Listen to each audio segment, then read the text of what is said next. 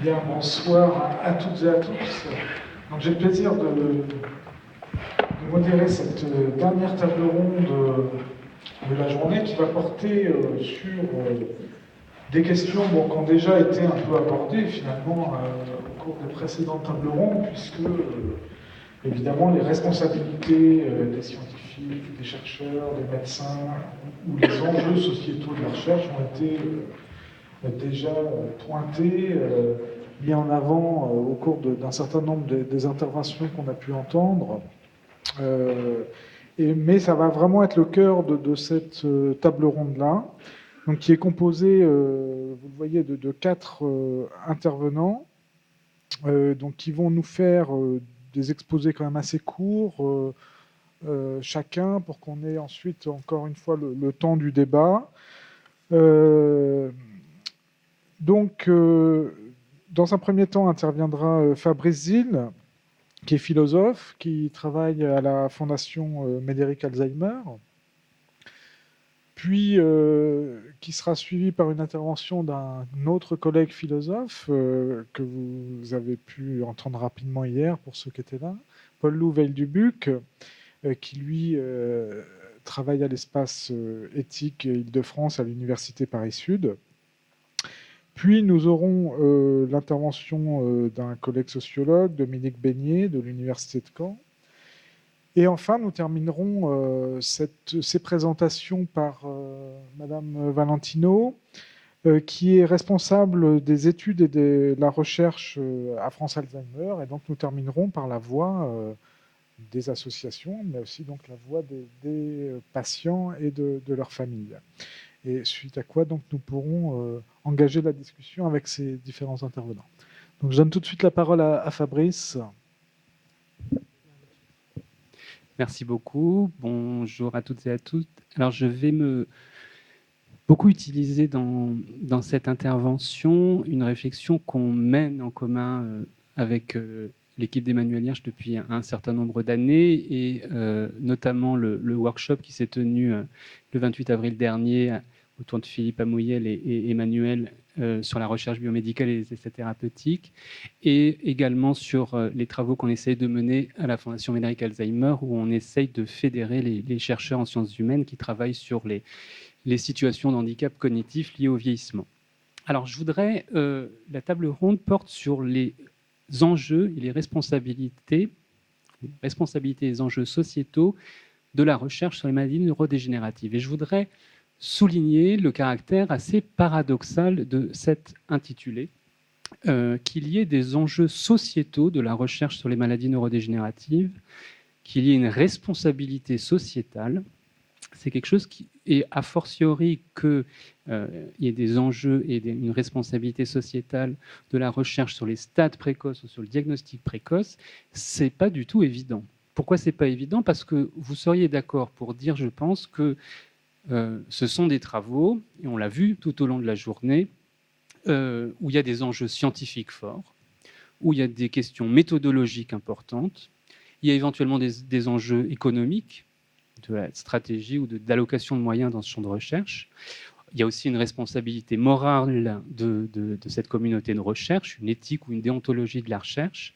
On a parlé de rigueur, on a parlé un peu d'honnêteté, du respect des personnes qui se prêtent à la recherche, de ne pas faire courir des risques inutiles, etc. Bon. Mais l'idée qu'il y ait des enjeux proprement sociétaux, une responsabilité proprement sociétale, c'est beaucoup plus surprenant. Pourquoi? Parce que ordinairement, ce qu'on appelle des enjeux sociétaux, une responsabilité sociétale, dans ce champ des maladies neurodégénératives, on pense plutôt à des enjeux qui concernent les traitements, la prise en charge, l'accompagnement. C'est là qu'on se pose la question de quelle réponse sociétale on donne à ces réalités. On a aussi beaucoup de réflexions sociétales sur les stades avancés, beaucoup plus sur les stades avancés que sur les stades précoces, par exemple. Quelle approche on doit avoir par rapport aux stades terminaux de la démence ou dans un contexte de fin de vie. Donc une question sociétale, c'est par exemple, est-ce que la prise en charge de la perte d'autonomie cognitive, elle doit reposer exclusivement sur les individus concernés, qui devraient prendre une assurance dépendance, sur les familles? Est-ce qu'on crée un cinquième risque? C'est ça, un enjeu sociétal. Donc au premier abord, on ne voit pas trop pourquoi Cette recherche biomédicale sur les maladies neurodégénératives et les stades précoces poserait des questions d'ordre authentiquement sociétal. On aurait tendance à se dire que, d'un côté, il y a une division du travail. À la recherche biomédicale, le travail sur les stades précoces, l'innovation technoscientifique et éventuellement des questions éthiques ou épistémologiques, et d'un autre côté, de la recherche en sciences humaines sur les stades plus avancés, sur le care plutôt que sur le cure, de l'innovation sociale, éventuellement de la clinique, mais ce serait une division du travail, et donc on ne voit pas trop bien en quoi il y a du sociétal là-dedans.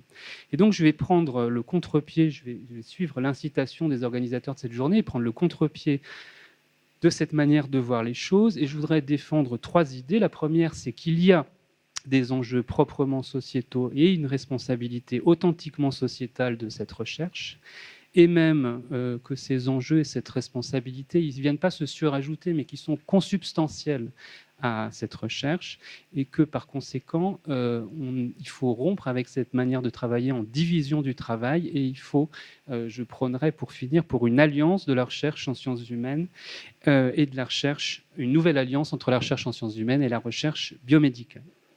Alors je vais en distinguer 4, je ne vais pas aller vraiment dans le détail puisqu'on nous a demandé de faire relativement court, mais je vais essayer de lister, de distinguer 4 enjeux ou responsabilités proprement sociétaux de cette recherche. Et pour cela, je vais distinguer 4 sens de ce qu'on appelle précoce dans le champ des maladies neurodégénératives, parce que je trouve qu'il y a parfois un certain nombre d'ambiguïtés sur ce que l'on entend par là, et sur ces 4 sens de précoce dans ce champ, je ferai correspondre 4 enjeux ou 4 responsabilités.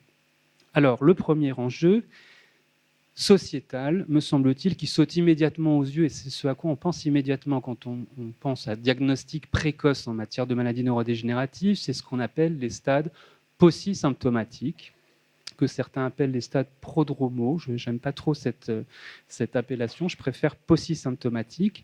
Et il me semble qu'ici, l'enjeu sociétal ou la responsabilité qu'on a, qui n'est pas simplement scientifique, c'est celle de la participation des sujets paucisymptomatiques à la recherche biomédicale, à la recherche notamment thérapeutique. Pourquoi est-ce que c'est un enjeu sociétal ? C'est parce que ce n'est pas simplement une question de recueil de consentement, ce n'est pas simplement une question de balance risque-bénéfice, ce n'est pas simplement une question de distinction entre ce qui relève du soin et de la recherche. L'enjeu sociétal, c'est de passer d'une inclusion de sujets paucisymptomatiques dans des protocoles à une véritable participation des sujets au stade paucisymptomatique à la recherche. Et passer d'une inclusion à une participation, c'est se dire comment fait-on pour réintroduire une part de liberté pour des sujets qui commencent à avoir des troubles légers, dont on a de bonnes raisons de penser qu'ils vont avoir des troubles plus importants dans les années futures, sans qu'on soit toujours sûr qu'ils soient plus importants, mais on a de bonnes raisons de penser qu'ils vont en développer. Comment réintroduire une part de liberté ? Alors, ce sont des gens qui soit ont une vie quotidienne qui n'est pas encore affectée par des incapacités, ou qui commencent à voir leur vie quotidienne légèrement affectée, qui réaménagent un certain nombre de choses, notamment s'ils ont encore une activité professionnelle. Comment réintroduire une part de liberté ? Par exemple, en leur permettant non pas simplement de consentir, c'est-à-dire d'accepter d'entrer dans le protocole qu'on leur propose, mais de leur donner les moyens de choisir dans quel protocole, s'il y en a plusieurs, ils pourraient éventuellement entrer. Donc restaurer une part de liberté, passer de l'inclusion à la participation, ça supposerait que on fasse évoluer, Grégoire Moutel l'a dit, c'est être acteur du débat sur les orientations de recherche, une attente sur le retour des résultats. Je participe à un protocole, quels sont ces résultats, de pouvoir discuter démocratiquement sur les résultats de l'étude auquel j'ai participé. Et donc, cette participation, de l'inclusion à la participation, ça suppose aussi qu'on ait des collectifs. On n'est plus en train de parler de sujets qui participent à la recherche de manière isolée. Ça suppose qu'on se donne les moyens de bâtir des collectifs de personnes qui participent à cette recherche. et des groupes de personnes participant à la recherche. Et là, on a beaucoup parlé du paternalisme en matière de clinique, de soins. On sortirait peut-être d'un résidu de paternalisme dans le champ de la recherche où on propose quelque chose qui est accepté. Il y a un deuxième enjeu et un deuxième sens de ce qu'on appelle précoce, qui est moins évident, mais je pense qu'il faut quand même le rappeler. C'est le diagnostic au stade léger, au stade débutant d'une maladie avérée. Je rappelle quand même que la maladie d'Alzheimer en particulier est diagnostiquée très tard, qu'il y a une proportion importante de personnes qui ne sont pas diagnostiquées au stade léger, ni au stade modéré, ni au stade avancé. On sait qu'on appelle ça parfois un sous-diagnostic ou un retard au diagnostic, et vous savez que dans les années récentes, les personnes qui arrivent en consultation mémoire arrivent un peu plus tard qu'elles n'arrivaient il y a quelques années. Donc, je ne veux pas dire par là je suis un militant d'un diagnostic plus précoce. Je veux simplement dire par là, il y a beaucoup d'études qui le disent, que la question est d'un diagnostic au moment opportun, timely diagnosis en anglais, pas early, timely, au moment opportun. Et on a beaucoup de raisons pour dire que ce diagnostic fait sens, parce que diagnostiquer un syndrome démentiel, c'est non seulement identifier la pathologie sous-jacente, ce qui est important, parce que parfois, ce n'est pas une maladie neurodégénérative qui se cache derrière ce qui paraît être comme un syndrome démentiel, mais c'est aussi le repérer qu'il y a quelque chose qui ne va pas, pouvoir bénéficier d'intervention psychosociale, pouvoir mettre en place des mécanismes de prévention de la maltraitance, et notamment de la maltraitance financière. On devient vulnérable. Si cette vulnérabilité n'est pas repérée, il y a une perte de chance. Et là, l'argument que les médicaments ne fonctionnent pas me semble plus problématique. Vous voyez que déjà, sur ces deux sens de précoce, il y a deux enjeux véritablement sociétaux, parce que sur ce diagnostic, au moment opportun, lorsque les symptômes ont un retentissement sur la vie quotidienne, l'enjeu est de savoir qu'est-ce qu'on propose comme support, comme accompagnement après le diagnostic. Et là, ce n'est pas quelque chose qui concerne uniquement les personnes qui posent ce diagnostic, c'est une responsabilité beaucoup plus globale. C'était les premiers sens. Là, je crois qu'on est encore sur deux enjeux, sur le post-symptomatique et sur les stades débutants, sur une responsabilité ou des enjeux sociétaux qui sont un peu généraux, auxquels on est un peu habitué.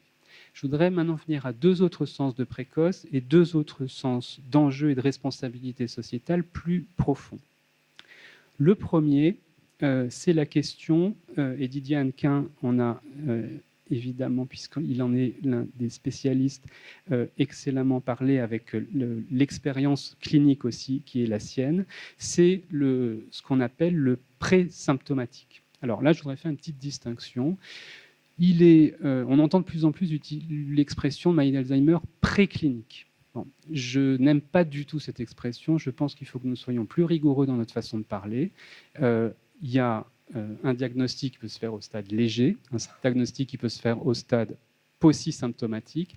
Et après, il faut distinguer deux choses, l'asymptomatique et le présymptomatique. Le présymptomatique, on réserve cette acception au cas quand on constate une pénétrance significative d'un gène qui est impliqué dans la physiopathologie de la maladie.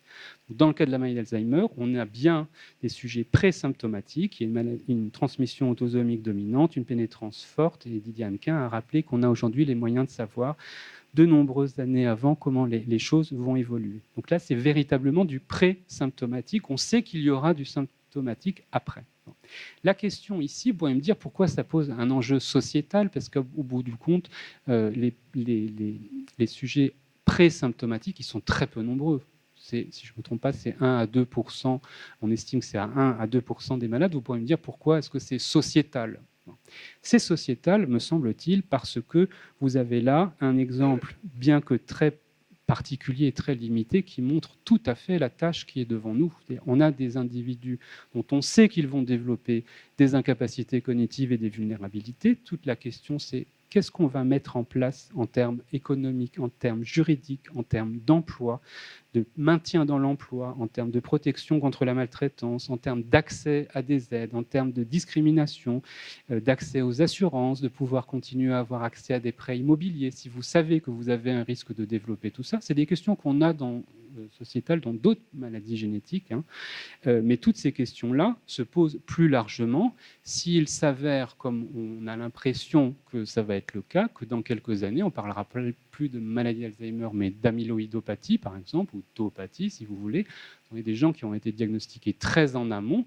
Ils vont être connus comme ayant un statut à risque. Quel sera leur statut social? Est-ce qu'on va leur retirer préventivement le permis de conduire? Je ne pense pas, mais il y a toutes ces questions d'adaptation de la société à cette vulnérabilité cognitive que montre excellemment ce cas très particulier des sujets présymptomatiques. Donc c'est un cas d'école, même s'il est rare, même s'il est très particulier, et il faut le prendre en considération. Quatrième et dernier enjeu, c'est ce que j'ai appelé les asymptomatiques. Ce sont par exemple les sujets qui sont positifs à l'amyloïde en TEP ou dans le LCR. Vous pourriez aussi penser aux personnes à haut risque génétique du fait de l'allèle ApoE4. La question sociétale ici, l'enjeu et la responsabilité sociétale me semblent concernés pour cette population-là. C'est un autre enjeu, c'est celui des essais cliniques de pharmacoprévention. Est-ce que sur cette population de sujets qui n'ont pas encore de symptômes, mais dont on pense qu'ils ont un risque accru ou très accru de développer la maladie, est-ce qu'on peut mener sur ces sujets de la recherche médicamenteuse? Vous savez que ils ont un risque accru, mais on n'a pas de certitude qu'ils vont la développer. Faut-il ou non autoriser ces essais? Vous savez peut-être qu'il y a sans doute, vous savez sans doute qu'il y a des essais thérapeutiques sur cette population qui ont été autorisés aux États-Unis, dans certains pays d'Europe. Les autorités sanitaires françaises n'ont pas autorisé cet essai, à ma connaissance. La question est de savoir, je reprends la formule de Grégoire Moutel, qui décide? Qui décide qu'il il est légitime, rationnel, raisonnable ou pas, de mener ce genre d'expérimentation? Didier Hannequin indique que dans les essais sur les personnes présymptomatiques, les non-porteurs reçoivent le placebo parce qu'il n'est pas question de donner une molécule à ceux dont on n'est pas sûr qu'ils vont développer la maladie. Et qu'il n'est pas question de passer 4 ans avec des examens aussi complexes que des ponctions lombaires si on n'est pas porteur. Bon. Oui, mais si on applique ce raisonnement stricto sensu aux asymptomatiques, on ne pourrait pas les inclure. À l'inverse, vous pourriez dire, la gravité de la maladie est telle que la recherche thérapeutique, elle comporte toujours des risques. La question est de savoir quels risques on est prêt à assumer ensemble. On va faire peser des risques sur une population de personnes, mais la recherche thérapeutique, la recherche clinique, il n'y a aucune raison qu'elle soit indemne d'échec et qu'elle ne donne pas lieu à des risques. Tout progrès a un prix, et donc on risque ici, si on applique trop strictement une aversion au risque dans ce champ-là, on risque d'appliquer un principe de précaution qui est en fait un principe d'immobilisme. Et on risque d'avoir un statu quo qui n'est pas légitime ou qui n'est pas défendable, étant donné la gravité des circonstances. Je ne dis pas qu'il faut mener ces essais. Je dis que nous devons avoir un débat démocratique et argumenté sur cette question, et que jusqu'à présent, me semble-t-il, nous ne l'avons pas véritablement eu. Je pense qu'il y a de vrais arguments des deux côtés. Il y a de vrais arguments pour ne pas y aller, et il y a des arguments pour le faire, en particulier l'idée qu'on commence à être habitué. Pensez au traitement de l'hypertension, au suivi du cholestérol, on commence à être habitué à des traitements longs, éventuellement coûteux, sur de longues périodes, pour des personnes qui sont à risque et qui ne sont pas malades au sens classique. Donc, vous voyez que... Il me reste 2 minutes ? à peu près, oui. J'ai essayé de distinguer 4 sens de ce que c'est que précoce dans le champ des maladies neurodégénératives, et j'ai essayé pour chacun de ces stades de mettre en évidence un enjeu ou une responsabilité sociétale. Ce que cela montre, me semble-t-il, c'est que nous avons besoin, outre la réflexion déontologique, ou outre la réflexion d'éthique de la recherche au sens classique du terme, d'une réflexion démocratique, on peut oser le mot citoyenne, sur la recherche qui porte sur les maladies neurodégénératives. Mais je pense qu'à ce moment-là, nous devrions aussi ouvrir la focale. C'est-à-dire que si on l'aborde de manière sociétale, on l'aborde de manière globale. Or, là, dans cette recherche dont on a parlé aujourd'hui, on est focalisé sur les pathologies sous-jacentes à ce qu'on appelait autrefois les syndromes démentiels, en tout cas si on prend l'exemple de la maladie d'Alzheimer, et on est focalisé sur les stades précoces de ces pathologies sous-jacentes au syndrome démentiel. Donc on a une double focalisation. Bon. Adopter une perspective citoyenne, démocratique, sociétale, c'est tenir un discours cohérent et transparent, qui permette le débat.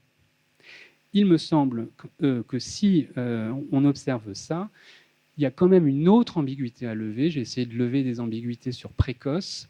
Je voudrais lever une ambiguïté sur maladie d'Alzheimer. Il me semble que chez les sujets jeunes de moins de 75 ans, le syndrome démentiel qu'on peut observer, ou les incapacités cognitives chroniques et évolutives qu'on observe chez certaines personnes, elles ont très souvent pour cause une pathologie sous-jacente, et souvent une pathologie neurodégénérative, et souvent une maladie d'Alzheimer.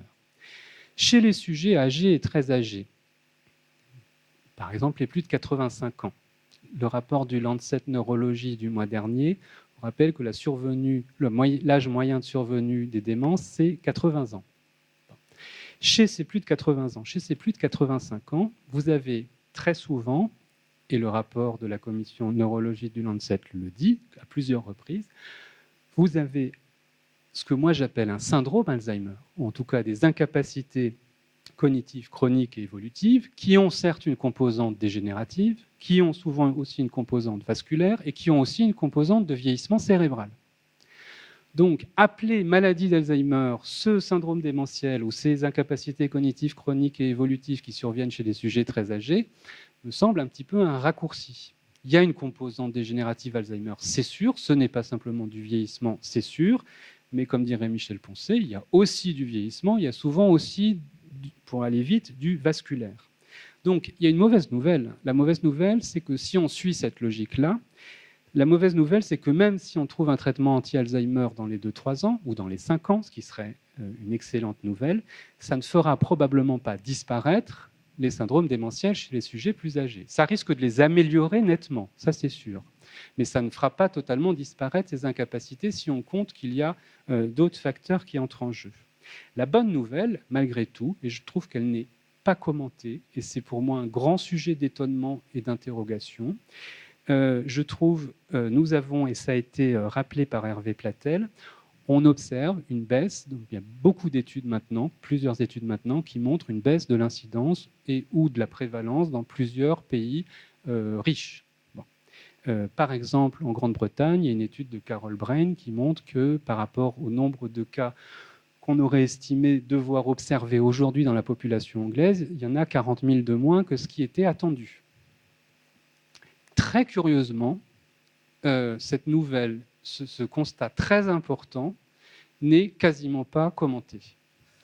Ça veut dire quand même, si on prend 5 minutes pour réfléchir, si on a dans cette population-là 40 000 personnes de moins à un âge donné, dont on aurait pu penser, étant donné la prévalence et l'incidence il y a quelques années, qu'elles auraient dû avoir un syndrome démentiel, ça veut dire qu'on a commencé, et dans le pessimisme généralisé sur ces maladies, ça me semble important, ça veut dire qu'on a commencé à prendre le taureau par les cornes et à faire reculer ce phénomène.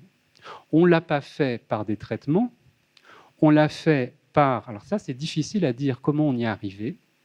Je peux il y a évidemment le traitement de l'hypertension, du cholestérol, la baisse du tabagisme, la lutte contre l'obésité, l'éducation, le niveau d'éducation, l'activité professionnelle des femmes probablement, l'alimentation, une vie plus saine, etc. Le niveau général de vie de la population s'est augmenté et ça fait descendre ou régresser ou stabiliser la prévalence et l'incidence des démences. C'est une excellente nouvelle quand même, mais c'est une excellente nouvelle dont on ne parle pas, mais peut-être qu'on ne sait pas qui vraiment en est responsable. Il n'y a pas quelqu'un qu'on peut aller congratuler pour ça, c'est un effort collectif, et nous ne pouvons tirer de ça que des leçons collectives. Mais c'est un enjeu sociétal aussi, parce que c'est au niveau de la population, ça veut dire que quelle politique de prévention et quel discours de prévention on va avoir à partir de ça, là, il y a tout un enjeu, mais ça me semble, si on parle de précocité, un enjeu tout à fait considérable qui me semble très curieusement sous-commenté. Donc ma conclusion, en un mot, c'est que les maladies neuroévolutives bouleversent un certain nombre de repères, ça a été dit à plusieurs reprises, je crois, hier soir et aujourd'hui. Il y a un caractère vraiment inédit pour ce type de maladie d'une recherche médicale qui va tellement en amont, et on a là un décalage entre nos possibilités diagnostiques et nos possibilités thérapeutiques qui atteint vraiment une dimension assez inouïe. Ça doit nous inciter à rompre avec nos modalités classiques de travailler. Et je pense qu'il faut en finir avec cette division du travail entre la recherche biomédicale et la recherche en sciences humaines. Je prône donc, nous prônons à la Fondation Médéric Alzheimer pour une nouvelle alliance entre cette recherche biomédicale et cette recherche en sciences humaines. C'est la raison pour laquelle dans le réseau de recherche qu'on essaye de constituer, il n'y a pas simplement des chercheurs, mais aussi des acteurs de soins et d'accompagnement. Il n'y a pas simplement des chercheurs en sciences humaines, il y a aussi un certain nombre de cliniciens et un certain nombre de chercheurs et de professionnels en santé, parce que cette réflexion sociétale, démocratique, citoyenne sur la recherche biomédicale et sur les maladies neurodégénératives, on a besoin pour la penser, certes, de réflexion de ceux qui la mènent, mais comme l'a dit Francis Eustache, et comme vous avez nommé cette journée, on a besoin d'un forum. Je trouve que le nom est extrêmement bien choisi. Peut-être que ça suppose un vrai forum de descente de la tribune, pour le coup, mais nous avons besoin d'un dialogue sur cette recherche, sur ses priorités, sur ses stratégies, et c'est un dialogue qui va nécessiter d'impliquer beaucoup plus d'acteurs qu'on ne l'a fait jusqu'à présent. Je vous remercie.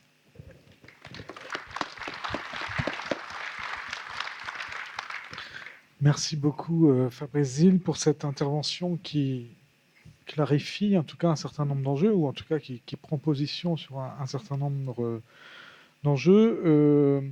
Alors c'est vrai que le pessimisme de la réflexion parfois n'empêche pas l'optimisme de l'action, hein, et c'est vrai que cette nouvelle alliance que vous prenez, évidemment moi, j'en suis un fervent partisan, hein, de ce dialogue des disciplines issues des sciences humaines avec les neurosciences et d'autres disciplines. Je suis très sensible aussi à l'intérêt que vous portez à la notion de démocratie. Enfin, c'est des choses qui ont été dites déjà un peu dans les débats ou par Emmanuel Hirsch tout à l'heure. Hein, l'importance de penser la recherche dans une perspective démocratique, de faire des patients non pas des objets de la recherche, ni même des sujets de la recherche, mais vraiment des acteurs et des partenaires de la recherche. Voilà, vous avez parlé de recherche citoyenne, c'est vrai que ça fait un certain... Il y a une association qui s'appelle Sciences Citoyennes, c'est quand même des réflexions qui se développent aujourd'hui depuis un certain temps, qui sont vraiment fondamentales, je pense, pour faire évoluer justement les représentations qu'on a de la recherche, les liens, mais peut-être Paul Louvel-Dubuc-Parra, des liens de confiance aussi entre les patients et les citoyens et l'institution scientifique, hein, qui a aussi beaucoup pâti, mais aussi de ses fonctionnements passés peut-être. Hein, et donc, ça me semble vraiment important de ramener, et l'enjeu, enfin, de ramener la question à cette dimension démocratique. Et vraiment, l'enjeu, je pense, c'est aussi celui-là, c'est qui décide, comment on décide et qui participe à la décision. Sur ce, je laisse poursuivre Paul Louvel-Dubuc. Alors moi, mon angle d'approche, bonjour à tous, sera un peu différent de celui de Fabrice. Oui, c'est ça, puisqu'il s'agira plutôt de réfléchir sur la responsabilité de la science à l'égard de la société. Donc le sociétal est plutôt ici sujet et non, enfin objet et non sujet, pardon. Et ce que je dirais en premier, pour continuer un peu la réflexion amorcée hier sur la prédiction, sur l'anticipation, c'est que la science, la recherche scientifique, n'est pas seulement responsable de ses savoirs, elle est aussi responsable de ses croyances. Et j'aimerais attirer l'attention sur la façon dont la science conçoit l'incertitude. Et non pas l'incertitude du diagnostic, mais une autre incertitude qui porte sur sa capacité à dépasser un jour l'incertitude. Donc, est-ce que nous arriverons à un stade du savoir scientifique où la médecine pourra véritablement prédire l'avenir biologique des individus? Donc voilà la question. Quelle croyance donc la science peut avoir sur cette capacité qu'elle a à dépasser ou non cette incertitude? Je pense que deux croyances sont susceptibles d'être adoptées qui portent sur la nature même de l'incertitude. Soit on considère l'incertitude comme épistémique ou subjective, et on considère qu'au fond, s'il y a une incertitude aujourd'hui, c'est parce que la science n'est pas assez compétente. Et un jour, cette incertitude sera levée, elle sera dissipée. L'incompétence est provisoire, l'incertitude est d'origine épistémique, elle vient de la science. Et c'était un peu la conviction philosophique de Leibniz, puisqu'il disait « Jamais rien n'arrive sans qu'il y ait une cause ou du moins une raison déterminante, c'est-à-dire quelque chose qui puisse servir à rendre raison a priori. Pourquoi cela est existant plutôt que non existant et pourquoi cela est ainsi plutôt que de toute autre façon ?» Autrement dit, Leibniz pensait qu'il existait un entendement divin qui avait une connaissance de tous les phénomènes dans leur succession dans l'univers et que si l'homme ne pouvait parvenir à cette compréhension, c'était en raison de son imperfection, mais il pouvait bien sûr, par un travail, réduire l'écart avec cet entendement divin. Alors si la croyance de Leibniz est vraie, nous pourrions considérer en effet l'incertitude comme un stade provisoire du développement des sciences, une sorte de passage obligé entre l'ignorance radicale et la certitude, un moment d'errance avant l'atteinte du savoir certain. Et alors, selon cette croyance, c'est intéressant de développer les implications, le futur est tout entier contenu dans le présent, finalement, c'est ce que disait Léo un peu hier. Il s'agirait de le déployer comme un fil, et jusqu'au jour où nous devenons suffisamment savants pour le déployer entièrement et savoir ce qui arrivera. Autre implication, il existe un continuum entre la probabilité et la prédiction. Finalement, la probabilité est une approximation de la prédiction. La probabilité permet d'identifier un facteur pathogène et considère que certains autres facteurs entrent en jeu dans l'apparition d'un phénomène, mais ces facteurs sont encore inconnus, bien qu'ils soient connaissables. Et l'idée sous-jacente en épistémologie, c'est que si un phénomène se produit plus fréquemment en présence d'un paramètre qu'en son absence, alors ce paramètre intervient dans le processus qui provoque la maladie. Et donc, il suffira de déterminer tous les paramètres intervenant dans le processus physiopathologique, en l'occurrence, pour parvenir à une prédiction parfaite. Donc voilà un peu les implications de cette première hypothèse sur la provenance de l'incertitude. L'incertitude provient de la science. Mais il y a une autre possibilité qui est l'incertitude ontologique. L'incertitude provient de la réalité. L'incertitude ne provient pas de la science, elle provient de la réalité, c'est-à-dire que nous aurions beau développer la science autant que possible, nous ne pourrons pas éliminer la possibilité qu'il reste toujours dans la réalité une incertitude irréductible, une imprévisibilité radicale de la réalité. Et là, il y a une autre citation importante, c'est celle de l'économiste Keynes, qui avait écrit « Ce qui arrive en fin de compte, ce n'est pas l'inévitable, c'est l'imprévisible ». Donc, on ne peut pas exclure qu'il est possible qu'on ne saura jamais, car une part d'incertitude restera toujours, le réel étant intrinsèquement contingent. Alors, ce qu'on peut dire sur ces deux croyances possibles que peuvent endosser les scientifiques sur l'incertitude, c'est que ce ne sont pas, par définition, elles sont indémontrables, c'est-à-dire qu'au fond, on doit parier dans une direction ou dans une autre. C'est-à-dire qu'on pourra toujours dire qu'on ne connaît pas parce qu'on ne connaît pas encore, ou inversement, on pourra dire on ne connaît pas, mais on ne connaîtra jamais. Et finalement, personne n'a la réponse à cette question. Il faut parier. Il faut parier au sens où Pascal avait parié dans les pensées, car ne pas choisir, c'est déjà choisir. Vous êtes embarqué, disait Pascal, pour dire que nous avons à choisir, nous avons à décider si Dieu existe ou non. Alors ici, nous avons à décider si un jour la science sera capable de prédire parfaitement ou non. Deuxième remarque là-dessus, il semblerait que le terme même de médecine prédictive nous pousse peut-être à adopter le premier pari, ou témoigne peut-être que certains scientifiques ont déjà adopté ce premier pari de la prédiction. Et peut-être que la meilleure preuve, c'est l'expression elle-même médecine prédictive, car la médecine ne prédit rien. Ne prédit rien. C'est-à-dire qu'on parle de médecine prédictive alors qu'il n'y a que des probabilités. C'est ainsi que Jean Dosset définissait la médecine prédictive, en disant que d'ailleurs nous n'aurions pas à l'appeler médecine prédictive, mais médecine préventive individualisée. Et c'est aussi ainsi que Ruffier, dans son ouvrage Naissance de la médecine prédictive, définissait la médecine prédictive. Pour lui, il y a médecine prédictive quand il y a probabilité. Ce qui est quand même très bizarre parce que prédire, en français, et même en anglais d'ailleurs, veut dire dire avant, et dire avant avec certitude. Donc il y a quelque chose d'assez étrange dans cette formulation de médecine prédictive que moi j'interpréterais personnellement comme un pari, justement. La médecine prédictive dit ce qu'elle veut être prédictive, et elle se prédit comme prédictive. Car aujourd'hui, la médecine prédictive est préventive, au mieux. Alors, évidemment, tout pari a des conséquences sur le présent. Il n'a pas seulement des conséquences sur le futur, il a des conséquences sur le présent. J'aimerais, il en a plusieurs, mais j'aimerais voir une conséquence en particulier, qui est qu'à mon avis, ce pari de la médecine prédictive a pour conséquence de réaliser la promesse d'une médecine prédictive. Autrement dit, ce pari procède de ce qu'on pourrait appeler une prophétie autoréalisatrice.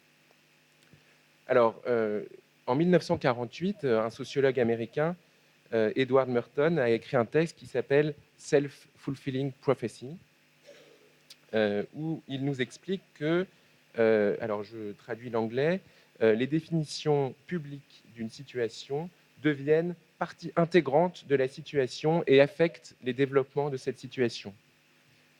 Ceci est propre aux affaires humaines, dit-il. On ne trouve pas ça dans le monde de la nature. Les prédictions sur la comète de Halley n'affectent pas l'orbite de la comète de Halley. En revanche, les rumeurs sur l'insolvabilité de la banque de Millingville, donc le vendredi noir, ou je ne sais plus si c'est le vendredi ou le mercredi noir, peu importe, affectent sa solvabilité.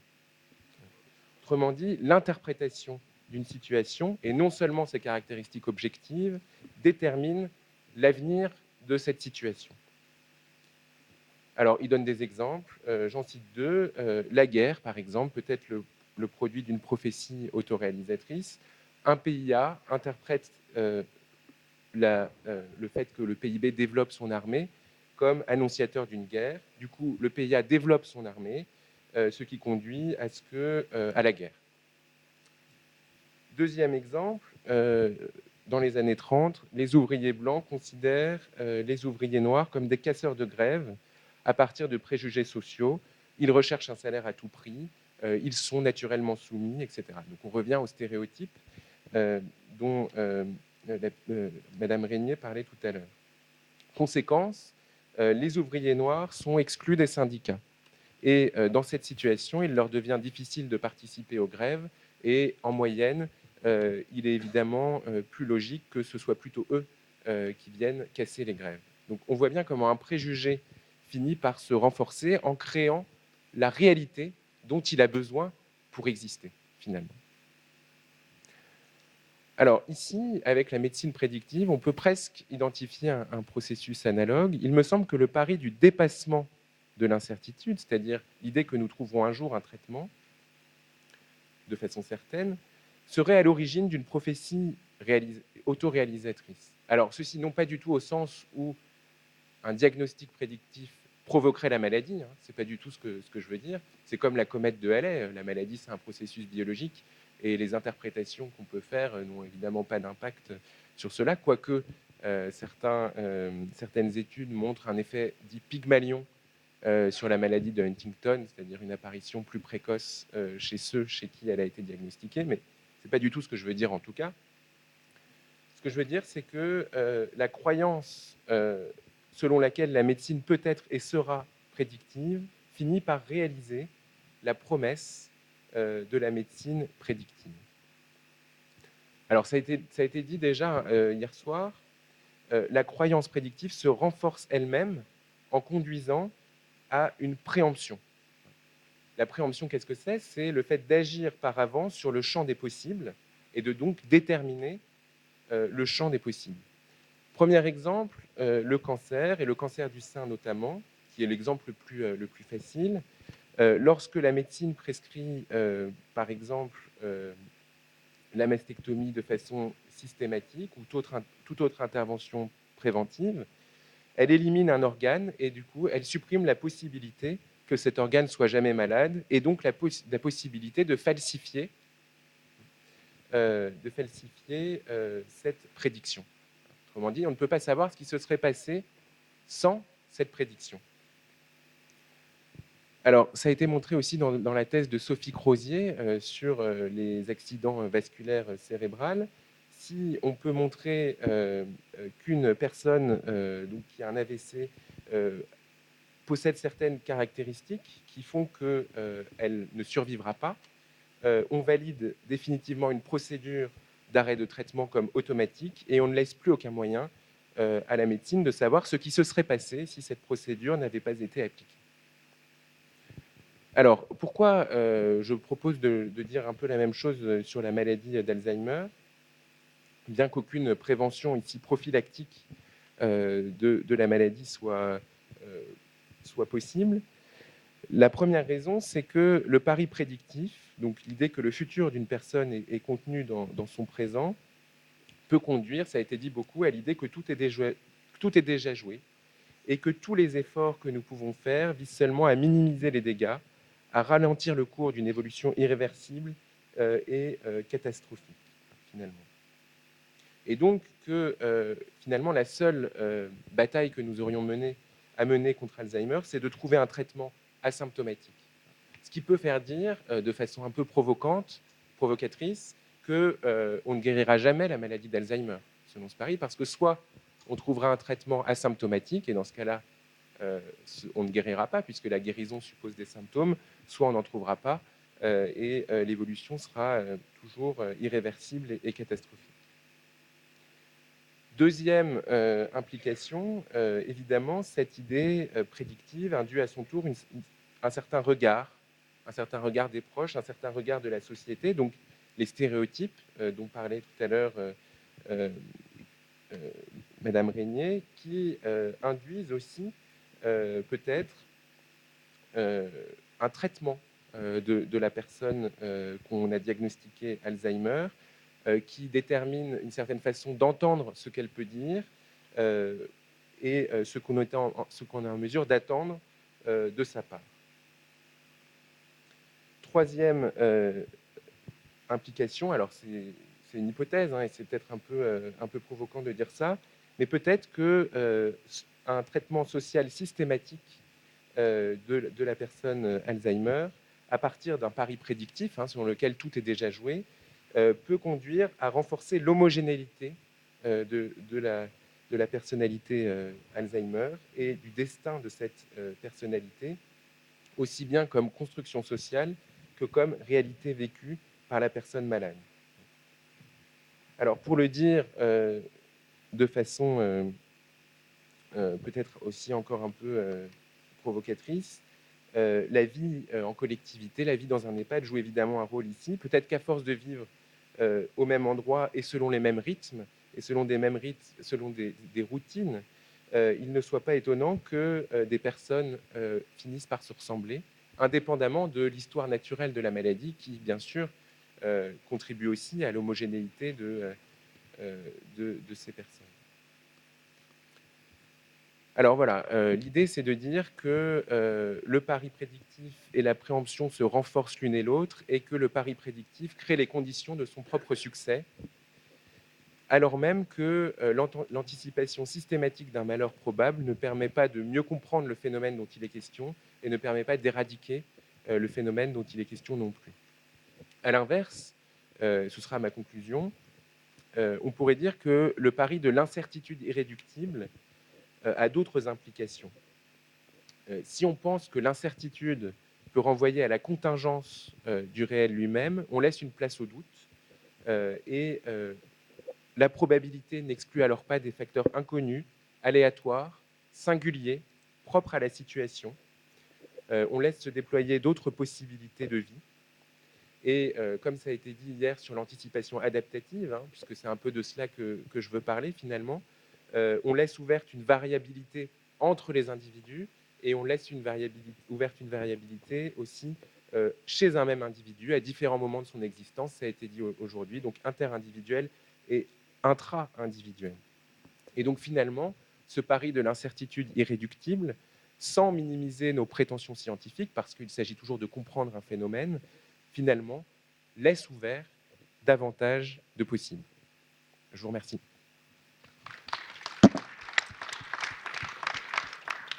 Merci, Paul Louvel-Dubuc.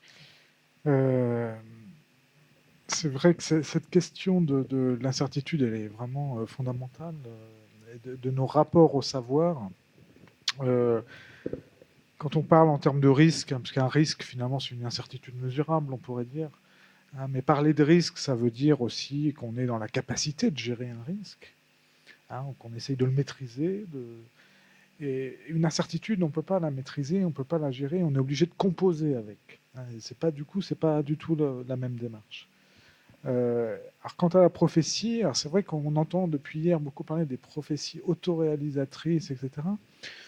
Après, il y a aussi un autre usage de la prophétie, c'est la prophétie de malheur, on pourrait dire. Et la prophétie de malheur, elle est là, au contraire, pour qu'elle ne se produise pas. Hein, on la prophétise pour éviter, justement. Hein, c'est la position, par exemple, de Hans Jonas, ou alors qui a été reprise par Jean-Pierre Dupuy, hein, le catastrophisme éclairé, c'est prophétiser le pire, le scénario du pire, justement pour éviter qu'il ne survienne. Hein, donc c'est un autre usage de la prophétie. Mais bon, ce sera un autre débat. Je passe la parole à Dominique Beignet, merci.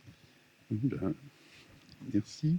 D'abord, on l'a échappé belle, parce que j'avais failli commencer mon intervention par la question du pari de Pascal, et donc on va avoir évité ça. Puis je me suis rappelé que j'étais sociologue, et donc je ne vais pas commencer comme ça, sauf que la question de l'incertitude va rester au centre de mon affaire. Et en fait, tu t'es intéressé plutôt à la question de l'incertitude dans la science, et moi je vais plutôt m'intéresser aux effets d'incertitude que provoque la science chez les personnes. Donc on va rester dans l'incertitude, mais pas au même niveau. Et en fait, la question, puisque c'est comme ça que je l'avais entendu, la question du diagnostic précoce et de ses conséquences sociales, dans le cas des maladies dégénératives et de la maladie d'Alzheimer, elle interroge le sociologue, parce que... Mais en fait, je me suis dit, mais peut-être qu'elle l'interroge simplement parce que la sociologie, en tant que telle, elle est quelque chose qui est pensé pour s'interroger sur le fonctionnement. Et en fait, que peut-être si ça m'interroge, c'est simplement parce que ma discipline me pousse à interroger un certain nombre de choses. Et en fait, cette question donc de l'annonce, cette question de est-ce qu'on doit dire, est-ce qu'on doit pas dire, elle m'a rappelé une pratique pas si ancienne que ça, puisque ça fait que 2-3 ans que j'ai arrêté, de 15 ans dans un CPP, un comité de protection des personnes, où en fait se posait assez fréquemment la question de construire en fait, ou d'examiner avec des protocoles de l'information pour les malades qui soit aussi pertinente que possible, aussi claire que possible, et qui leur permettent de décider, d'accepter ou de refuser, si en fait ils allaient accepter d'entrer ou de ne pas entrer dans un protocole. Donc cette question était là, et avec cette idée quand même en arrière-plan que si on expliquait aux gens, si on leur donnait les éléments pour répondre, ils allaient pouvoir se comporter en sujet rationnel et pouvoir mesurer ce qu'il en était de leur intérêt, de leur avantage, faire des calculs de coût-avantage leur permettant de se dire qu'en effet, il valait peut-être mieux entrer dans ce protocole que de le refuser. Et en fait, nos critères d'appréciation d'un bon protocole, c'était bien sûr sa construction scientifique. Là-dessus, il n'y avait pas de problème.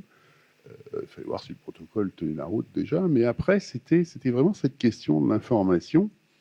Et c'était assez compliqué, surtout lorsqu'on discutait, par exemple, de protocoles qui étaient des protocoles en cancérologie de seconde ou de troisième ligne, pour lesquels on sait bien que les pronostics pour les personnes sont des pronostics à 3 mois ou à 4 mois, et pour lesquels, en fait, on faisait lire des lettres d'information, aussi claires qu'elles soient, aussi travaillées qu'elles soient, qui étaient quand même compliquées, et sans arrêt, en fait, revenait à la suite de ces discussions, de temps en temps, on se prenait la tête tellement sur ces trucs-là qu'on se disait, mais en fait, faire ces lettres, à quoi ça sert? Puisque ça va quand même se terminer avec cette question étonnante.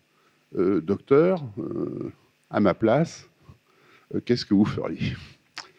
Donc, on passait notre temps en fait, à essayer de penser un sujet rationnel qui à la fin, allait faire son jugement, poser son jugement en accord avec ce qu'était la question justement sur laquelle on voulait l'éclairer et la domination dont on voulait le sortir, qui était celle de la médecine.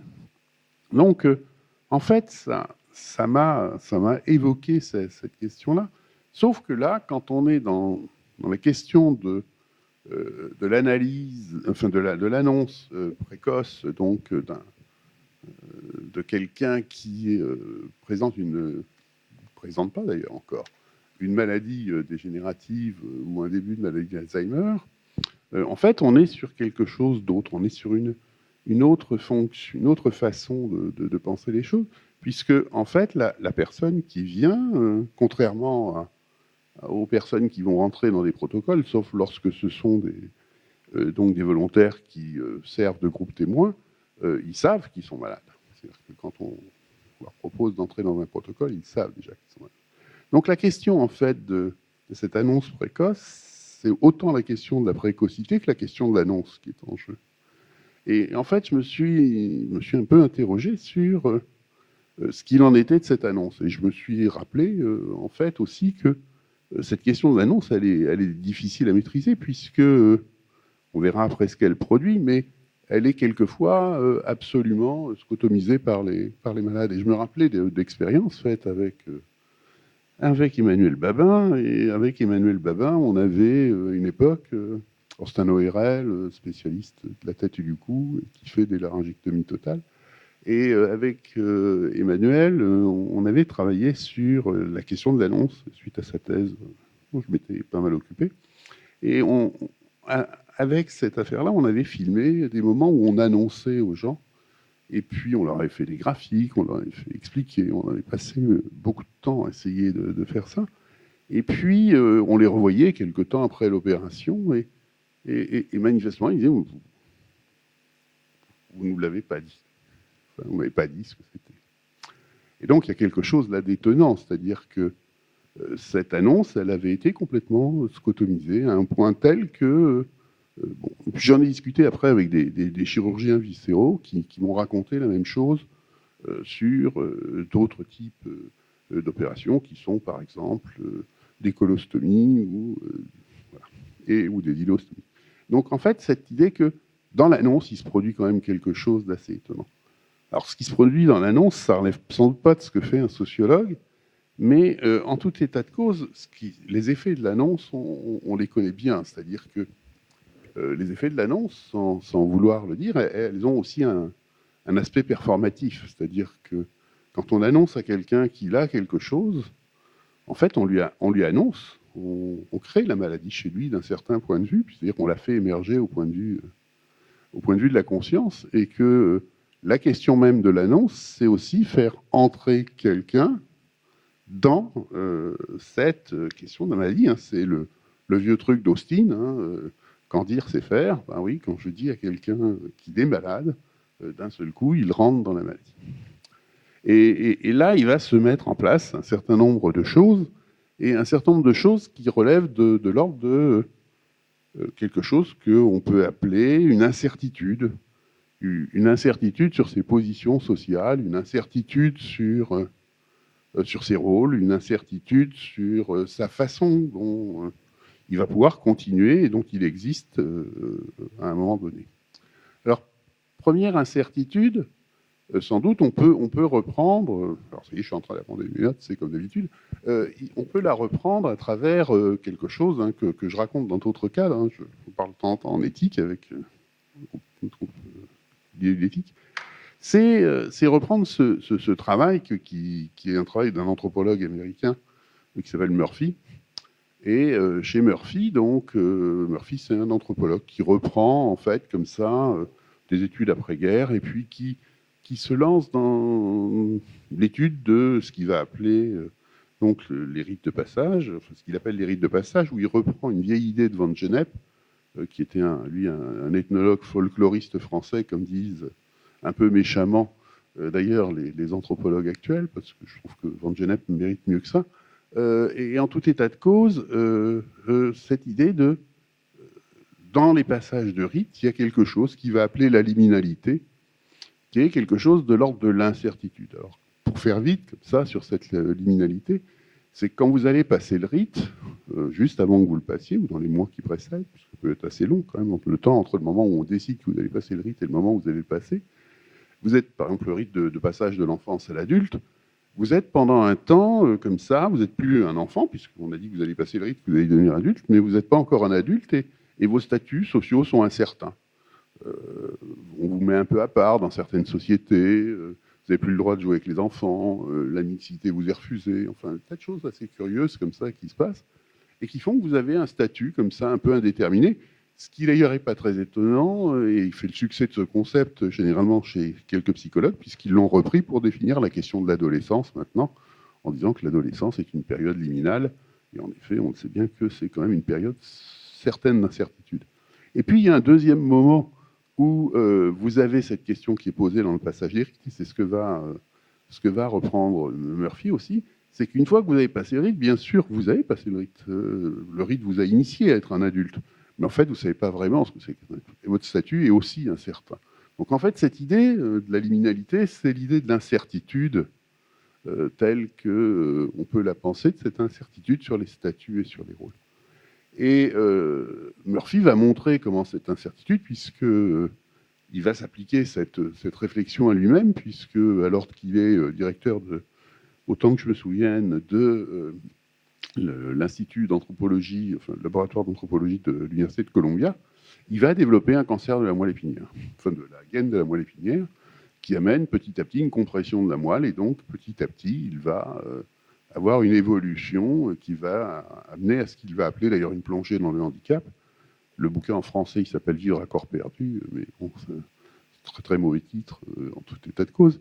Mais lui, il parle de plongée dans le handicap, et il va montrer comment petit à petit, au fur et à mesure de son entrée dans la maladie, au partir du moment où on a commencé à lui raconter, il y a un tas de choses qui vont se produire, et particulièrement comment ses statuts divers vont devenir incertains. Alors, il montre comment son statut d'enseignant devient incertain. Certains de ses collègues l'évitent.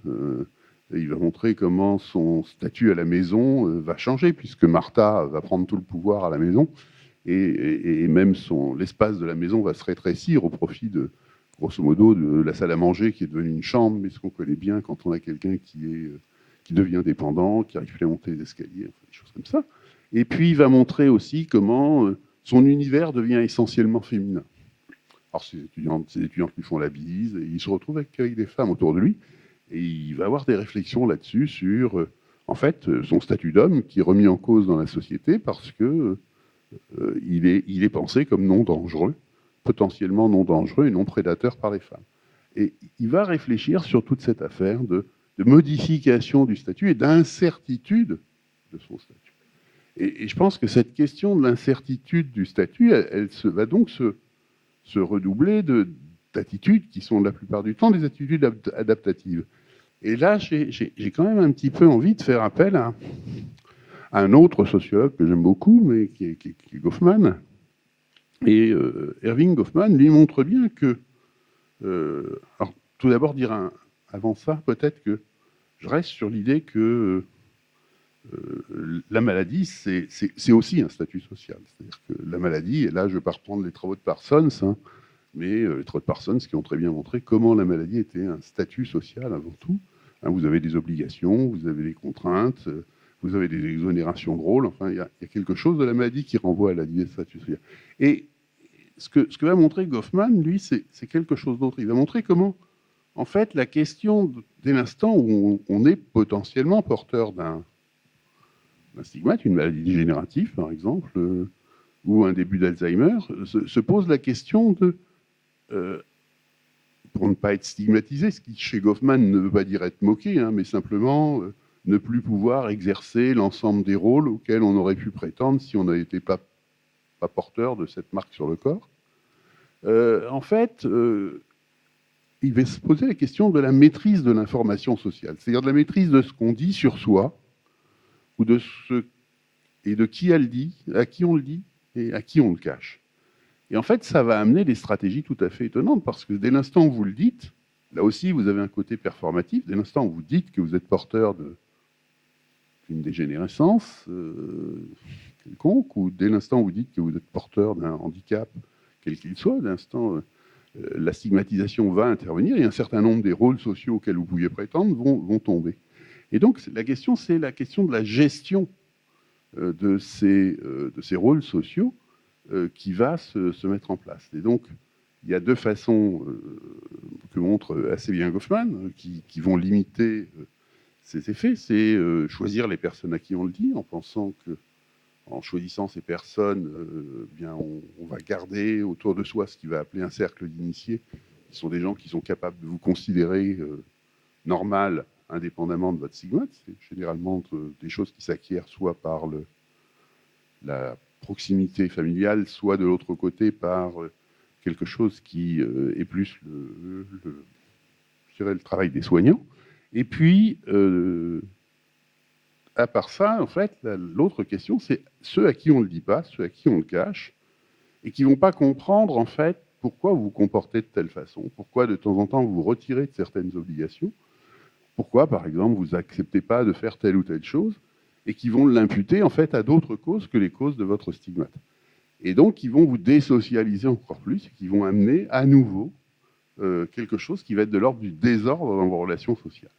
Donc, ce que je voulais montrer, enfin, ce que j'avais envie de montrer, c'est comment cette question de l'annonce de la maladie, cette question qui est produite par la science, va provoquer des effets sociaux spécifiques, et que ces effets sociaux spécifiques, c'est plutôt quelque chose qui va perturber les statuts des personnes, va les amener à adopter des comportements, et de toute façon va, d'un certain point de vue, les mettre à part. Alors, derrière cette idée-là, quand même, en fait, qui est de dire aux gens pourquoi ils sont malades, et de leur dire avant qu'ils soient symptomatiques, il y a cette idée qu'on a affaire à des individus rationnels, à des individus qui vont être capables de gérer la situation. Sauf qu'on ne gère pas une situation tout seul. Enfin, je veux dire, l'individu, il n'est pas entièrement rationnel, et vous ne gérez pas une situation tout seul, vous la gérez avec les autres en société. Et ce n'est pas parce que vous allez être rationnel en mettant en place, par exemple, des stratégies d'évitement pour ne pas le montrer à quelqu'un ou pour ne pas le dire à d'autres, que pour autant, la société fonctionne de manière rationnelle. Donc vous allez, en fait, on a cette idée d'un statut rationnel qui n'a absolument pas de sens dans notre société. Il faut se rappeler que Cette idée d'empowerment, cette idée d'individu rationnel, elle nous vient des États-Unis. Or, il faut quand même se rappeler qu'aux États-Unis, la société est construite complètement différemment et que, par exemple, on a quand même essayé de penser que l'obligation d'avoir un système de protection sociale pouvait être anticonstitutionnelle parce qu'elle allait contre la liberté des personnes. On n'est pas dans un système qui est pensé comme ça. On est dans un système où vouloir imposer cette idée de l'individu rationnel va contre le fondement anthropologique de notre société, parce que notre système social est pensé comme étant éminemment protecteur. Alors que ce qui est protecteur pour l'individu aux États-Unis, c'est le fait d'être protecteur de soi, avant tout, et de se protéger soi-même. Et on essaie d'imposer dans le système actuel cette idée d'un individu autonome, d'un individu rationnel. Et on voit bien, par exemple, et ça a été montré, et peut-être m'arrêterai-je là-dessus, je ne sais pas où j'en suis du temps, et peut-être m'arrêterai-je là-dessus, au moins il y a 2 ouvrages qui ont essayé de parler de ça. Il y a le premier bouquin de Castel, Robert Castel, sur la société psychiatrique avancée, où il montrait comment la prise en charge des malades mentaux en France ne pouvait pas ressembler à celle qui était faite aux États-Unis. C'était pas possible, et c'était une discussion sur la question du secteur à l'époque. Et puis un deuxième ouvrage, beaucoup plus récent, qui de tête est l'ouvrage d'Ehrenberg sur la société du malaise, où Ehrenberg fait un clin d'œil d'ailleurs à Freud sur malaise dans la civilisation, mais où Ehrenberg reprend, alors Castel c'est sur la psychiatrie, Ehrenberg le reprend lui sur la question du travail social et montre comment un travail social qui cherche, à travers ce qu'on met en place en France dans la loi de 2002, puis dans la loi de 2005 à propos du handicap par exemple, les individus à avoir des projets individualisés, à avoir des projets personnels, à se prendre en charge et tout, amène énormément de souffrance chez les gens, surtout s'ils sont dans des positions infériorisées dans la société. Et comment c'est quelque chose qui est une grande violence faite aux populations que leur demander de s'autonomiser et d'assumer ces statuts qui sont des statuts soit de malade, soit de handicap dans la société. Et je pense que notre société à l'heure actuelle, par des tas de choses qui ont été évoquées quand même, les campagnes d'information, les prescriptions qui sont faites aux personnes de suivre telle ou telle indication, les choses sur lesquelles je participe quelquefois, qui sont, par exemple, les opérations d'éducation thérapeutique, où on essaie de rendre les gens responsables de leur santé et aussi faire une très grande violence et amène un système à 2 vitesses, parce qu'il y a des groupes sociaux qui sont capables d'entrer dans ces processus et d'autres qui en sont à des lieues et à des kilomètres. Voilà, merci. Merci. Pour qu'on ait un petit peu de temps pour le débat, je passe tout de suite la parole à Lynn Valentino, donc de France Alzheimer.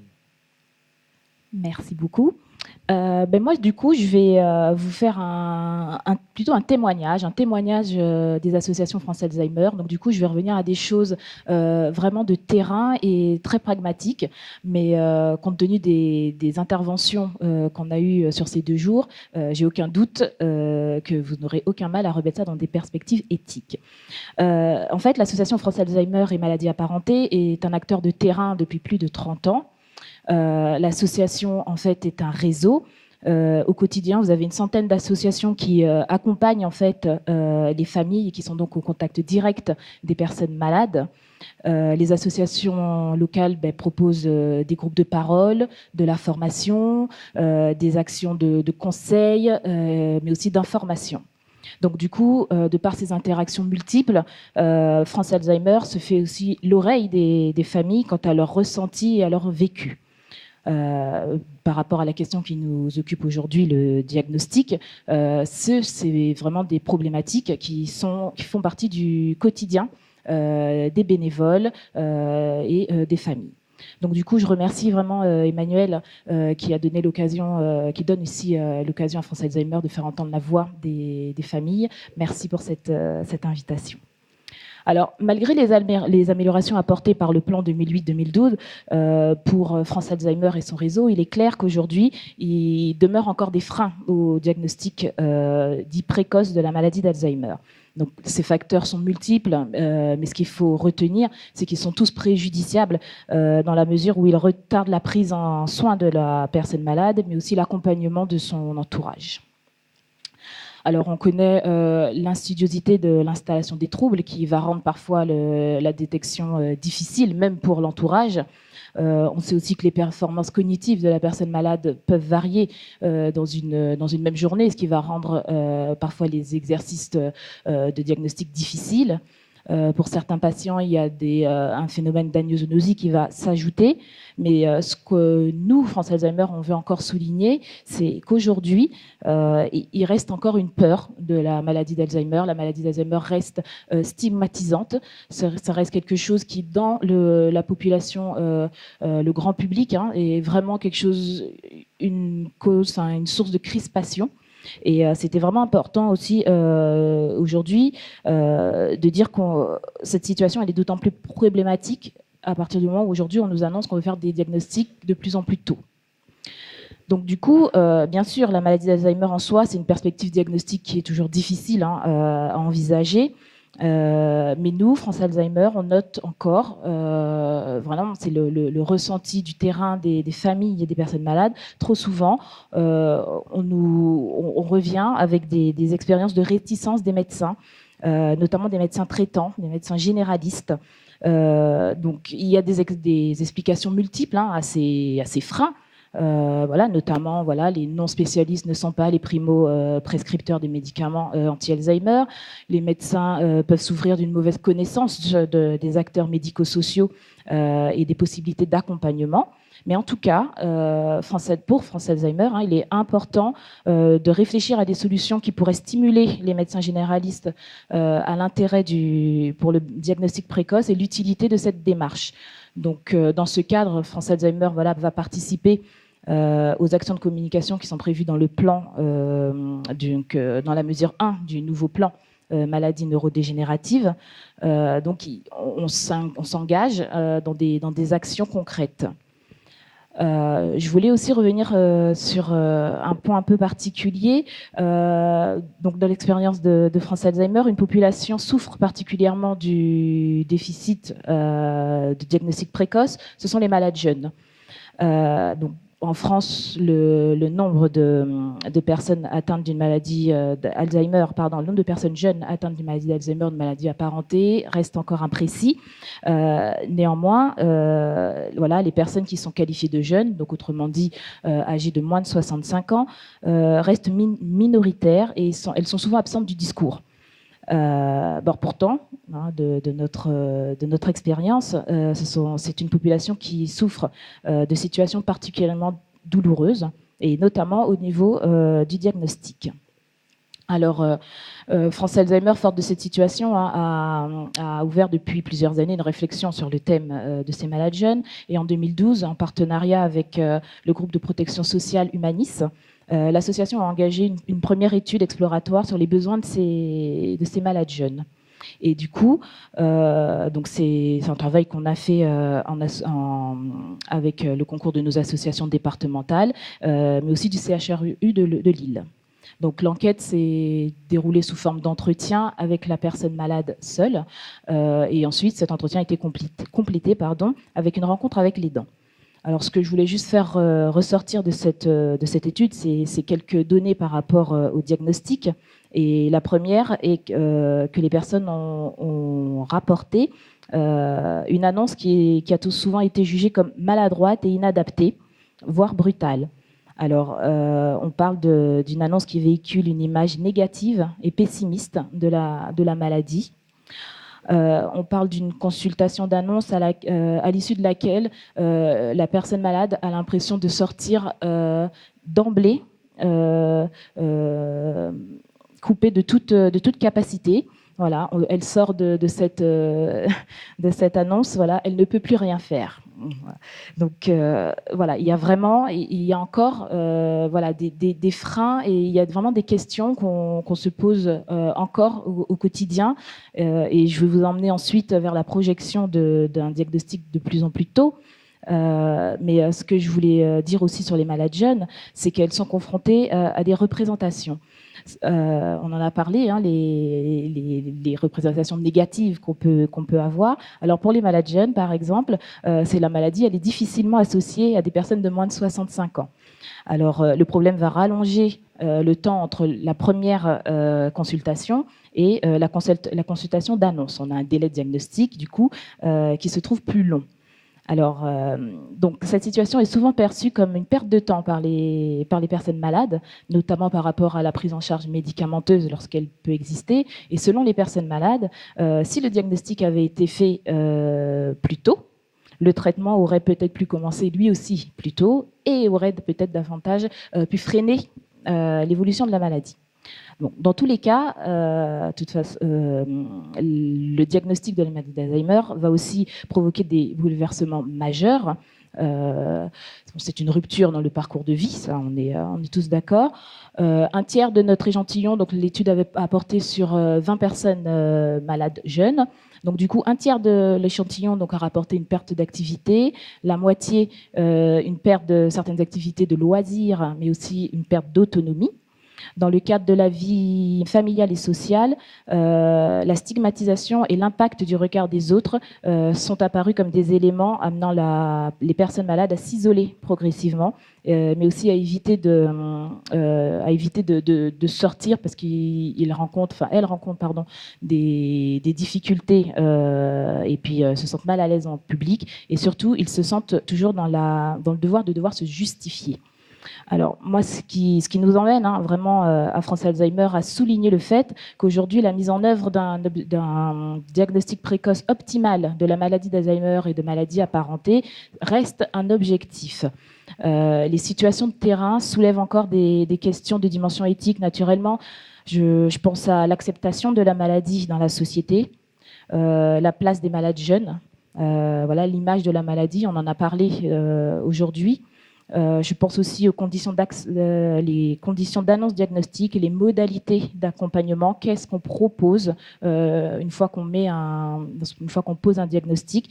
C'est encore des questions qui sont brûlantes, pressantes, et elles vont le devenir de plus en plus à partir du moment où on s'engage vers un diagnostic encore plus tôt. Donc justement, voilà, Fabrice parlait du diagnostic pré-symptomatique avec ses différentes déclinaisons. Je vais rester assez général néanmoins.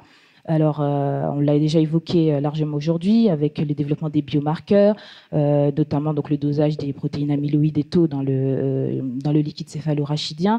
C'est vrai que la recherche nous emmène vers de nouveaux débats qui concernent le stade auquel la maladie doit ou peut être diagnostiquée.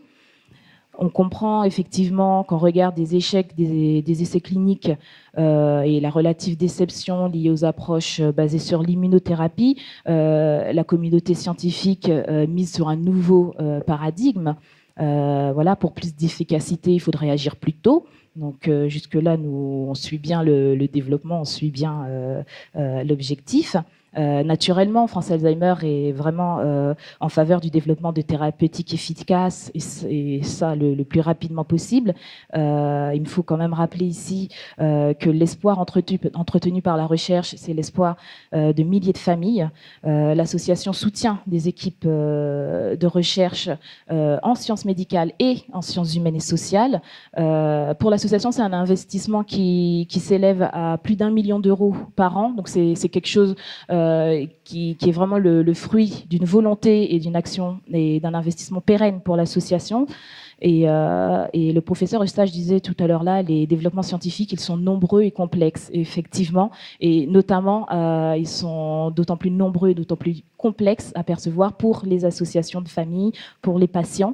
Et c'est vrai que voilà, les questions vont être multiples sur le diagnostic présymptomatique. Je veux dire, quelle sera l'efficacité, quelle sera la puissance d'un diagnostic symptomatique, à quel point il aura valeur pronostique.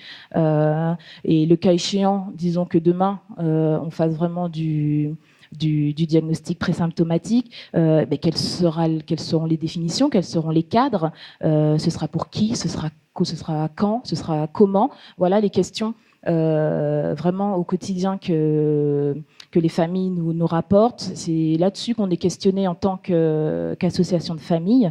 Et du coup, aujourd'hui, j'ai envie de vous inviter aux échanges.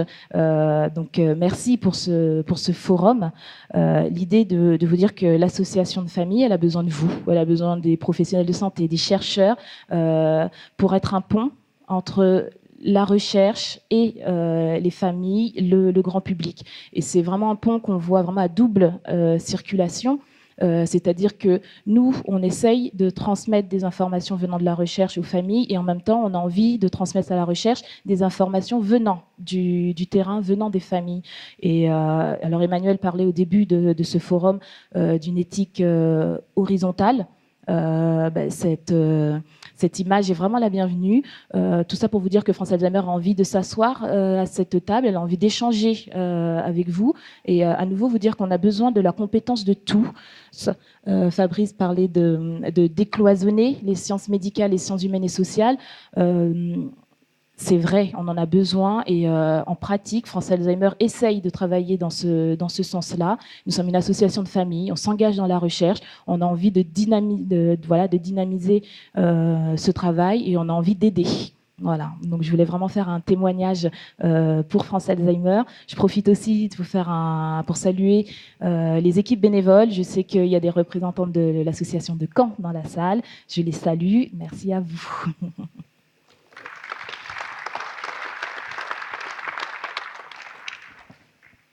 Merci Lynn Valentino.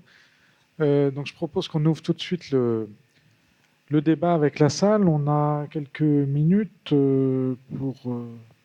pour quelques questions à l'un ou l'autre des intervenants. Oui.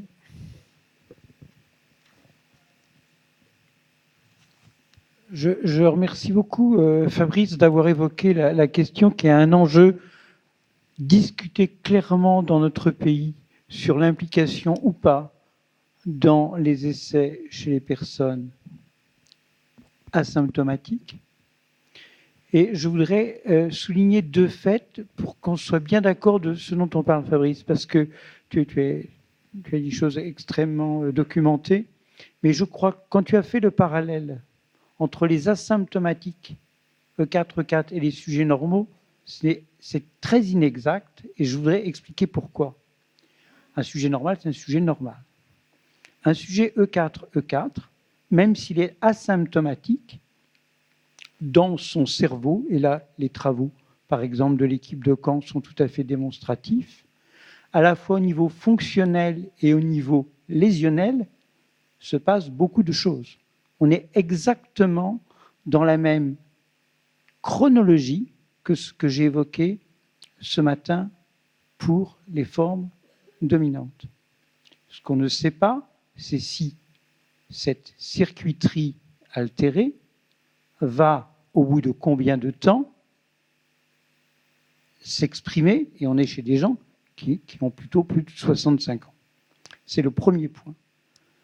Donc, pour qu'on se précise les uns les autres, pour qu'on se parle et qu'on se comprenne bien.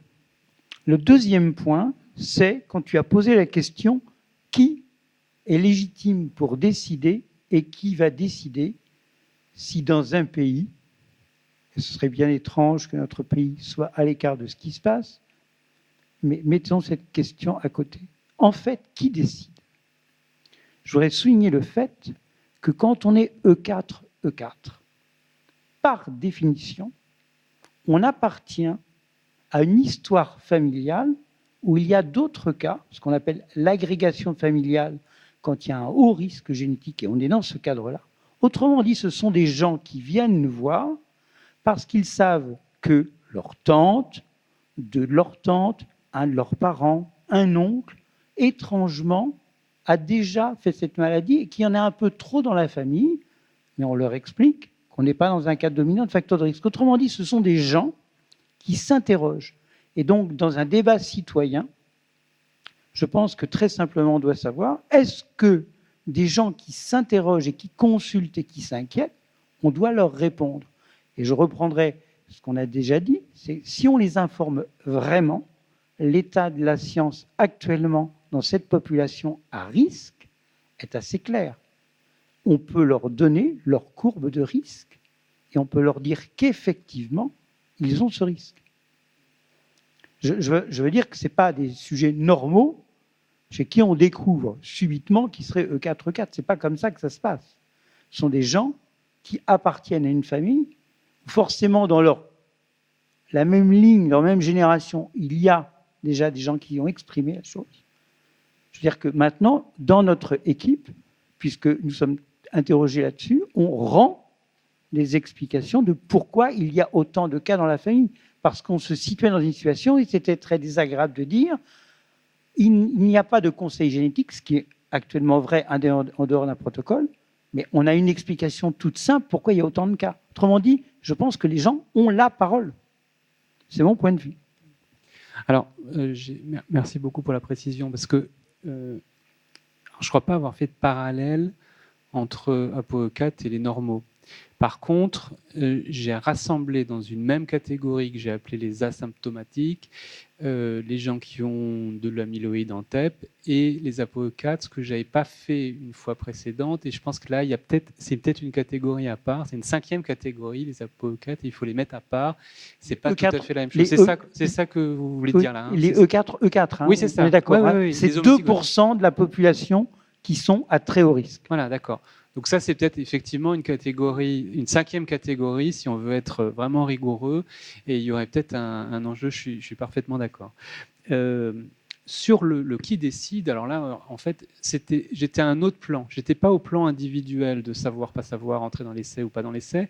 J'étais sur la question de savoir si on autorise, on n'a pas autorisé en France des protocoles d'intervention préventive pharmacologique très précoce, alors que c'est le cas dans d'autres pays. Bon, et donc la question, mais on l'avait abordé, ça avait été abordé longuement au moment du workshop organisé par Emmanuel et Philippe Bamouyel, c'était qui décide. Moi, je l'entends au sens, on sait qui décide, on sait qui a décidé, là en l'occurrence, de ne pas autoriser l'essai. On ne sait pas exactement pourquoi. Et d'après ce que j'ai compris, les tentatives de l'espace éthique MND pour avoir des arguments de la part de l'autorité qui a décidé de ne pas le faire ont été infructueuses. Donc, qui décide? C'est pas ça. Moi, je ne conteste pas la légitimité, en l'occurrence, de cette agence de décider ce qu'elle décide, mais ce serait intéressant qu'on puisse au moins connaître les arguments, ça nous permettrait d'en débattre. Ce qui a été dit sur les États-Unis et la protection sociale, il y a peut-être un élément là, indépendamment du fait que il y a tout, mais on n'a pas la même conception de l'État quand même. Et qu'aux États-Unis, l'Obamacare puisse apparaître inconstitutionnel parce qu'on considère que ce n'est pas à l'État de me protéger, c'est à moi de le faire.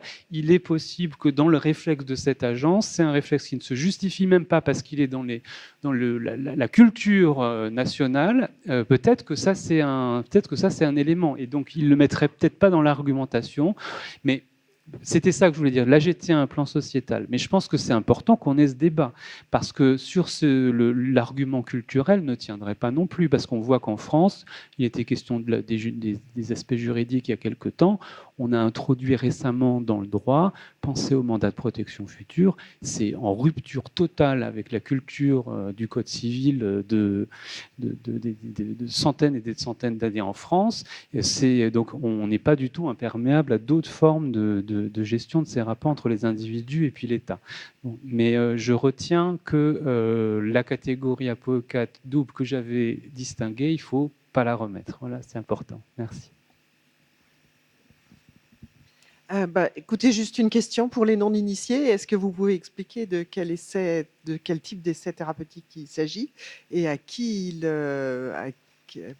il s'adresse éventuellement? Bon, c'est un essai tout à fait majeur, puisque là on parle de l'essai promu par le Banner Institute pour un essai qui est en discussion avant. L'essai avant était lui un essai promu par une firme pharmaceutique. Le principe est toujours le même de ces essais. C'est le fait que donc, ce facteur de risque très puissant est identifié. Hein, c'est de l'ordre de 50%. C'est équivalent à BRCA1 pour le cancer du sein, en termes de puissance. Et donc, le rationnel est le suivant. À partir d'un certain âge, on sait que la courbe de risque augmente considérablement.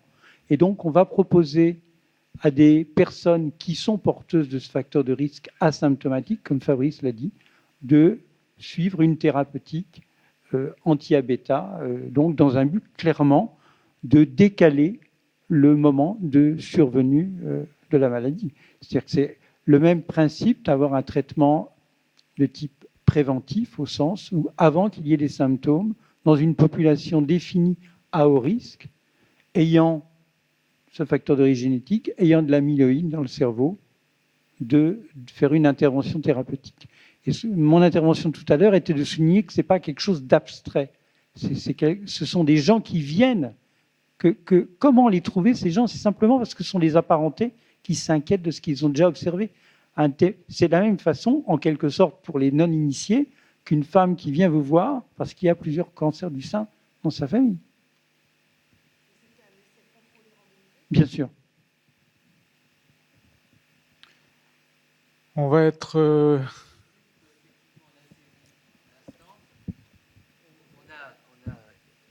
On a donc saisi l'instance pour avoir l'argumentaire qui explique le refus. Et on voulait savoir si c'était à titre de prudence, de précaution, ce qui pouvait se justifier, si c'était aussi les précédents qu'il y a eu par rapport à certains traitements pour la maladie d'Alzheimer et les contentieux, si on veut, qui ont été très publicisés et qui ont été à l'encontre à la fois de l'autorité publique et des laboratoires, et même de certains cliniciens qui se sont trouvés dans des situations très humiliantes autour de ces polémiques. Il y a eu tout le débat aussi sur, même quand un médicament n'a pas une véritable efficacité, il a aussi l'efficacité dans le sens de permettre une relation de soins. Bref, tous ces débats-là. Là où on se trouve qu'il y a de l'obscurantisme public, au moment où on nous parle tellement de transparence, même de formation pour des professionnels, de leur expliquer comme un CPP va expliquer un professionnel avec ses amendements qu'il faut modifier son protocole. Donc on n'a pas eu de réponse. Et ce qui est beaucoup plus troublant, c'est que si on met effectivement ces heurtoirs, demain s'il y a des traitements, le même pays, la France, importera ces traitements. C'est-à-dire que les règles d'éthique a priori, qui feraient que si les autres pays les mettent aussi en œuvre, il n'y aura pas de recherche, sont préjudiciables même, je pense, à l'avancée des équipes en France, qui, certaines d'entre elles, sont quand même très avancées dans le domaine de la recherche. Donc, de la même manière qu'on a été sensible aux questions autour de l'assistance médicale à la procréation et qu'on a finalement dérégulé la loi de bioéthique pour l'intérêt finalement de la stratégie de la recherche en France, je pense qu'on aurait pu avoir la même conscience par rapport à une maladie de cette nature. Le dernier point, moi, qui m'a frappé, c'est la stupéfaction des équipes. C'est-à-dire, elles sont comme mises en cause dans quelque chose qui est de l'ordre de l'obscurantisme, puisque d'autres équipes en Europe ou aux États-Unis vont développer ces recherches qui ne comprennent pas pourquoi en France, il y a comme un préjudice. On nous parle de la recherche au niveau d'une compétitivité, mais aussi dans sa dimension de valeur internationale. Enfin, il y a tous ces éléments-là. Ouais. Donc, on est assez stupéfait et on va repartir d'ailleurs à la charge. Enfin, je veux dire, c'est pour ça qu'on a organisé notamment ce workshop avec la Fondation Plan Alzheimer, un workshop très construit. On va rendre nos travaux dans quelques mois et on va faire des propositions un peu de problématisation publique. J'observe juste un point, c'est qu'on est dans une société, on nous parle de démocratie sanitaire, c'est un mot pipeau. C'est-à-dire la démocratie sanitaire, c'est le vrai débat d'idées. Et quand j'entends Lynn qui donne les positions de France Alzheimer, quand je vois chaque année le soutien d'une association qui pourrait dire « je vais privilégier la vie au quotidien des personnes », d'accord ? L'association est mieux que d'autres placée pour savoir quelle est la difficulté, la précarité existentielle des personnes malades et de leurs familles. Quand on voit la force symbolique et la manière d'espérer, puisqu'on a parlé hier d'espérance, que représente la recherche pour toutes les associations. Moi, j'ai présidé l'Association nationale sur la sclérose latérale amyotrophique, qui est aussi une catastrophe. Et à chaque réunion, les familles et les personnes encore vivantes disaient « mais il faut investir tous les fonds de l'association dans la recherche ». Alors que je disais « mais il y a aussi la vie au quotidien ». Bon. Donc, je pense que cette réflexion, qui est une réflexion politique, elle n'est pas menée là où elle devrait être menée. Et je reproche finalement à notre société de confiner à des espaces qui ne sont pas les espaces éthiques, mais des espaces de décision qui sont clair-obscurs, là où on devrait définir ensemble nos urgences. Et j'ai trouvé très intéressant d'ailleurs cette question du risque qu'on est prêt à accepter dans une société. Il y a d'autres risques que des questions de santé, hein. Il y a le nucléaire, enfin, je veux dire, il y a maintenant, on le voit au niveau de l'eau en France, enfin, je veux dire, comment on est menacé. Et je dis, comment dirais-je, on infériorise les gens, c'est-à-dire on nous parle de responsabiliser une société, parce que la démocratie, c'est la responsabilité partagée, et là, on fait tout pour des vrais enjeux d'humanité, où les gens ont quelque chose à dire, y compris à partager des subjectivités, à partager des expériences. L'expérience de la personne malade, l'expérience des proches, elle a une valeur beaucoup plus essentielle qu'on ne le dit. Alors même si on peut, et j'étais très attentif à cette question de l'empowerment, c'est-à-dire la question culturelle, parce qu'on a eu le même type de problématique entre les États-Unis, l'Angleterre et la France par rapport au VIH-Sida, puisque Aide, en 84, a transposé beaucoup des modèles, d'ailleurs, qu'on retrouve dans la loi du 4 mars 2002, c'est-à-dire la transposition s'est faite à travers l'expérience SIDA, où les modèles, c'était Terence Higgins, toutes les grandes associations américaines, qui étaient dans un contexte culturel très différent. De la même manière pour les soins palliatifs, enfin, je veux dire, c'est un contexte culturel très différent qui a rendu si difficile la transposition du modèle canadien, américain, anglais en France. Et je pense qu'il faut même en éthique analyser ces phénomènes pour comprendre les résistances. Là, il y a un problème, c'est que si les pouvoirs publics qui nous font la danse du ventre en disant voilà, tout est transparent, vous pourrez suivre les arbitrages de l'agence du médicament, etc. Tout ça, c'est nous tromper. Ce qu'on veut, c'est de la transparence. Et voilà, si tu veux réagir par rapport à ça. Oui, je vais réagir. Tu as totalement raison. Parce que, bon, effectivement, les risques que la société est prête à prendre, etc., c'est une chose. Mais effectivement, les relations avec l'autorité de régulation, qui est nécessaire et qui, en principe, devrait être de qualité, et qui est probablement de qualité, sont fondamentales. C'est une question de loyauté. Et effectivement, quand moi je vais faire un parallèle avec une situation que je connais un petit peu, qui est la situation des essais de thérapie cellulaire, quand un essai n'est pas autorisé ou n'est pas autorisé tout de suite, on sait pourquoi. Parce qu'il y a tel élément de rationnel scientifique ou de sécurité qui n'est pas encore assez... Et on demande des éléments complémentaires. Mais il y a des explications et ça finit par progresser, même si ça progresse lentement. Donc, effectivement, qu'on n'autorise pas un essai, très bien. Probablement, il ne faut pas autoriser tous les essais. Mais qu'on ne sache pas quel est le rationnel de la décision, c'est inadmissible. Alors, je terminerai juste sur une minute pour vous dire que c'est possible. On pourrait dire que ce n'est pas possible. Mais regardez, l'Agence de la biomédecine a un conseil d'orientation. Donc, ils ont un conseil scientifique et un conseil d'orientation. Et aujourd'hui, vous pouvez accéder sur le site de l'Agence de la biomédecine aux avis qui sont des avis très intéressants dans tous les domaines, que ce soit le Maastricht 3, alors que c'est des domaines de société extrêmement compliqués, qu'on fasse des prélèvements maintenant d'organes dans le contexte du Maastricht 3. Il y a une transparence, les avis sont argumentés. Si demain, l'Agence de la biomédecine, qui est responsable notamment de tout ce qui est répartition des greffons, n'avait pas cette transparence, on pourrait se poser la question, quels sont les critères de distribution. Bon. Donc je pense qu'en démocratie, ce qu'on fait chez l'un, je ne vois pas pourquoi on ne le ferait pas chez l'autre. Et quand on sait tout ce qu'il y a eu comme débat autour du médicament avec l'industrie pharmaceutique, enfin, tous ces éléments justifieraient davantage de nous prendre comme des adultes et de dire, écoutez, si vous voulez, vous avez un espace éthique national à MMD, essayez d'en débattre, apportez-nous. Soyez rassurés, on ne leur demande pas leur avis, on apportera notre propre position. Merci, on voit que la discussion pourrait se prolonger longtemps, mais on va être obligé de la reporter et d'arrêter là cette dernière table ronde au regard de l'heure qui tourne. Donc, merci beaucoup aux intervenants de cette dernière table ronde, et puis on va enchaîner directement avec à la conclusion de ce premier forum national. Et donc, je vais demander à Jean-Marc Ballette, Emmanuel Hirsch et Francis Eustache, les trois représentants des institutions qui ont été partenaires dans la mise en place de cet événement, de venir ici pour quelques mots de conclusion de cette journée et demie de réflexion et de débat.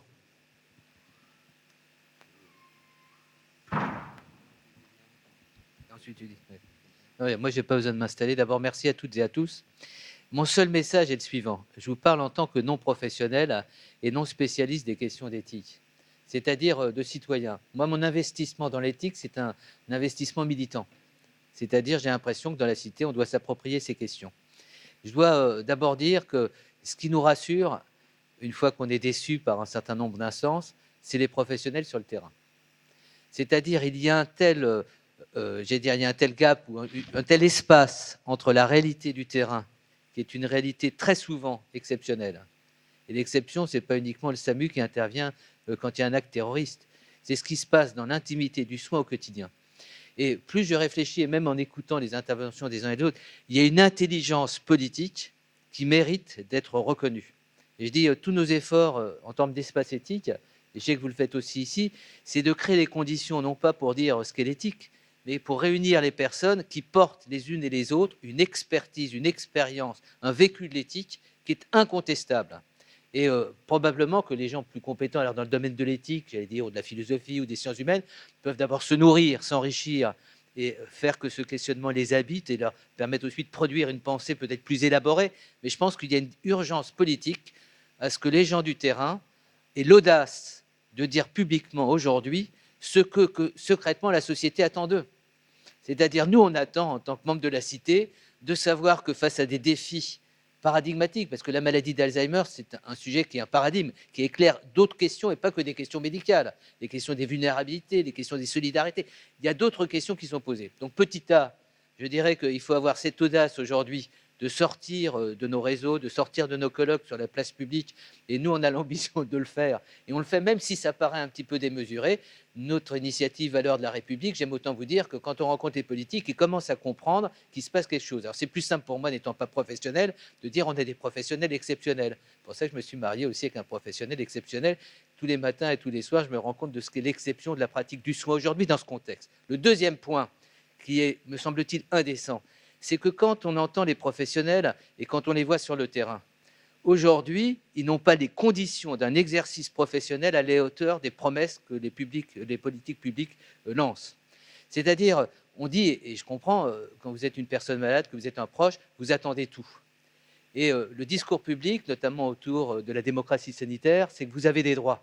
On nous a même créé une génération de nouvelles droits en fin de vie, comme si on n'avait pas assez. Et nous, on a dit, mais ce n'est pas tout d'avoir des droits virtuels.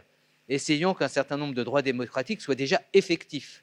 Et par exemple, on a remplacé la loi du 22 avril par la loi du 2 février en nous rajoutant des droits. Mais il n'y avait pas besoin de rajouter des droits si la loi du 9 juin 1999 sur les soins palliatifs avait été déjà mise en œuvre. Donc, vous voyez, je pense qu'on est dans un état de droit, il faut respecter la loi, mais il ne faut pas non plus essayer de dire n'importe quoi. Et à un moment donné, il faut dire aux parlementaires, il faut dire aux décideurs, là pour la fin de vie, c'était le président de la République avec sa proposition 21, on sait bien, maintenant on est possible, comment sur le terrain, dans la pratique, les gens peuvent assumer ces nouvelles missions, ces nouvelles responsabilités, puisqu'il y a de plus en plus de défiance entre les professionnels, c'est-à-dire la communauté des professionnels et la cité, parce que la cité vient vers les professionnels avec des exigences qui sont des exigences maintenant non maîtrisées, avec des effets d'annonce constants, et on voit très très bien même, ne serait-ce aussi de la communication scientifique. Donc il y a un hiatus de plus en plus, ça crée de l'insatisfaction, ça crée de la défiance, et ça crée aussi, me semble-t-il, je veux dire d'un point de vue politique, dans un contexte politique comme aujourd'hui, ça crée aussi une espèce de doute sur ce qu'est l'État, de doute sur ce qu'est notre République, qui va inciter, à mon avis, à des positions extrémistes. C'était évident. Donc je pense que nos débats, ce n'est pas des débats éthiques, philosophiques, filandreux, c'est des débats politiques. Quand on parle de vulnérabilité, on parle de la cité. Et la cité, elle n'est pas testée uniquement sur les grands discours, c'est aussi mon père est vulnérable ou ma mère est vulnérable parce qu'elle est atteinte d'une maladie. Quelle est la réponse que la cité va nous proposer et comment des professionnels au nom de la cité pourront être en capacité ou pas de répondre de ces missions. Voilà la réalité concrète. Et quand on nous dit les professionnels sont maltraitants, ils sont maltraités. Ils sont maltraités au quotidien. Alors parlons d'abord de la maltraitance des professionnels pour qu'ils soient bien traitants vis-à-vis des personnes qu'ils accueillent. Et je termine sur un point vraiment d'observateur. Je trouve que ce colloque a été génial. Je trouve qu'il a été génial parce qu'il a été très surprenant finalement dans les registres. On a eu la partie scientifique qui était indispensable pour mettre un peu les choses à jour, puisque finalement, si on ne suit pas, et ça a été dit à un moment donné, tu l'as dit, nous on est fascinés par ce que la science fait aujourd'hui. S'il n'y a pas un accompagnement, si on ne comprend pas ce qui se joue dans les laboratoires, si on ne fait pas un peu de l'anticipation, comment on peut accompagner ce mouvement? Ce qu'on observe aussi, et ça a été très bien dit aussi par Léo et indirectement par Paul Loup, c'est que nous, on se nourrit. Le fait qu'on soit, par exemple, un LABEX, aujourd'hui laboratoire d'excellence, et qu'on travaille avec les équipes les plus pointues dans ce domaine, nous alimente, nous nourrit, nous impressionne et nous rassure. C'est-à-dire, on voit très très bien qu'il y a quand même derrière la recherche des chercheurs qui sont des citoyens comme nous, c'est-à-dire qui partagent des valeurs, qui ont des préoccupations. Ils ont aussi un père, une mère malade qui quelquefois les a motivés. Enfin, tout ça m'incite à penser qu'il faut qu'on incarne aussi la réflexion, c'est-à-dire qu'on la fasse vivre autrement que par la théorie et par des ratios ou par des datas. Il faut la faire vivre. Et c'est là où, à mon avis, les gens ont besoin d'incarner aussi leur discours. Et pourquoi j'ai trouvé assez passionnant, chaque intervention, à mon avis, était passionnante en soi et mériterait ensuite des approfondissements. Mais j'ai trouvé qu'il y avait beaucoup de questionnements. Voilà, je termine sur ce point. C'est-à-dire qu'on pourrait très bien se dire, chacun dans son domaine de compétences, on a un certain nombre de balises, dans le domaine de l'éthique, par exemple, voilà, il y a telle règle, il y a bon. Je pense que ce qui est le plus impressionnant, c'est qu'on est dans un mouvement, il y a une espèce de dynamique. Et on le voit, regarde bien, tu l'as bien vu aussi à travers les universités d'été, on sent une dynamique extraordinaire qui n'a besoin que d'être reconnue. Et peut-être que dans nos espaces éthiques, alors moi je le dis avec ma véhémence, avec mon outrecuidance, je n'ai rien à perdre, mais peut-être que dans nos espaces éthiques, déjà reconnaître ce qui se passe sur le terrain, aller sur le terrain plutôt que dire au terrain, venez chez nous, à Saint-Louis, etc. Ou quand on va dans des EHPAD, quand on va dans des ESAT, mais on arrive d'abord avec beaucoup d'émotions parce qu'on découvre des choses uniques qu'on ne connaît pas, et on ressort, je vous garantis, galvanisé. Alors que quand on va dans des réunions institutionnelles, on ressort tétanisé, attristé, etc. Et avec Virginie Ponel, je ne sais pas si elle est encore dans la salle, là, avec Virginie, on est obligé de se remonter le moral et se dire, mais heureusement qu'il y a une autre vie. Voilà. Et peut-être que l'éthique, voilà, ce sera mon dernier message, c'est de dire que peut-être que si on a un rôle aujourd'hui à assumer, y compris vis-à-vis d'instances éthiques nationales, c'est de dire que le monde, c'est peut-être pas celui qu'il pense, c'est d'être attentif à ceux qui le vivent et qui le font vivre. Et donc, aller sur le terrain, reconnaître ce qui s'y passe et travailler avec les personnes qui sont là. Et pour les derniers représentants qui ont encore résisté à l'épreuve du temps, vous avez un espace éthique qui est l'espace éthique de Normandie, c'est à vous de le faire vivre aussi. Et nous, on s'est rendu compte qu'un espace éthique, c'est une coquille vide s'il n'est pas habité, s'il n'est pas animé, s'il n'est pas questionné, s'il n'est pas mis en cause. Nous, depuis maintenant 22 ans qu'on a développé l'espace éthique à la PHP maintenant, il y avait même Christine, elle ne le racontera pas, mais dans ses mémoires, elle racontera qu'elle avait son groupe de travail pendant des années sur la recherche. Ça doit être un lieu d'hospitalité, ça doit être un lieu de démocratie. Voilà, merci de votre attention.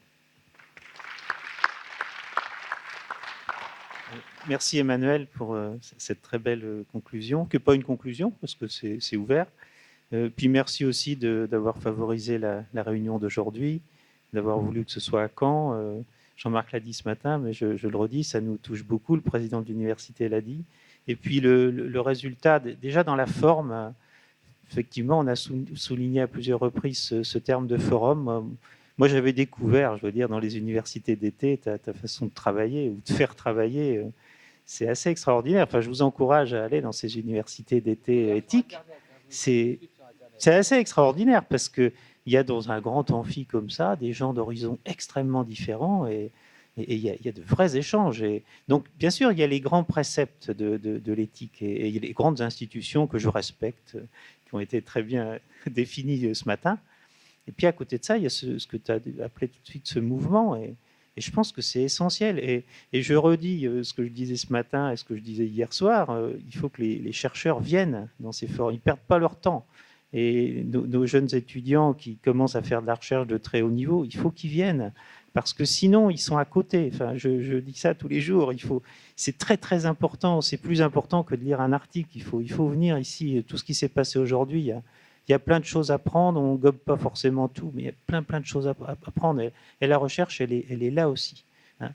Et puis, il y a quelque chose qui m'a beaucoup plu aujourd'hui, entre autres, ça a été appelé recherche personnalisée, je ne sais plus par qui, j'ai une amnésie de la source en fin de journée, mais j'ai vu, bon, il y a la science, il y a les biomarqueurs, c'est très important que chacun fasse un effort pour comprendre l'évolution des connaissances, tu viens de le redire tout de suite, ça c'est fondamental, il faut qu'on fasse un effort, c'est pas facile, mais c'est un devoir de voir cette évolution scientifique, et puis en même temps, il faut rester très sensible à la clinique, à la singularité. L'exposé de Didier Hannequin était emblématique, je pense, de cette approche. Et c'est aussi, bien sûr, ça, l'éthique. C'est peut-être même avant tout cela, l'éthique. Et donc, je trouve qu'on a eu un panorama, enfin, personnellement, je trouve qu'on a eu un beau panorama avec des des moments de discussion, des moments un peu provocateurs, donc ça nous réveille un petit peu. Et donc, merci pour tout ça.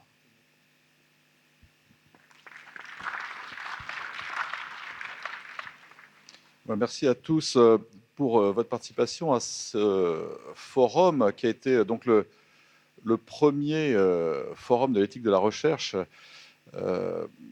Vraiment, enfin, Emmanuel, tu l'as dit, je crois que c'était vraiment notre ambition de pouvoir faire se rencontrer des expériences.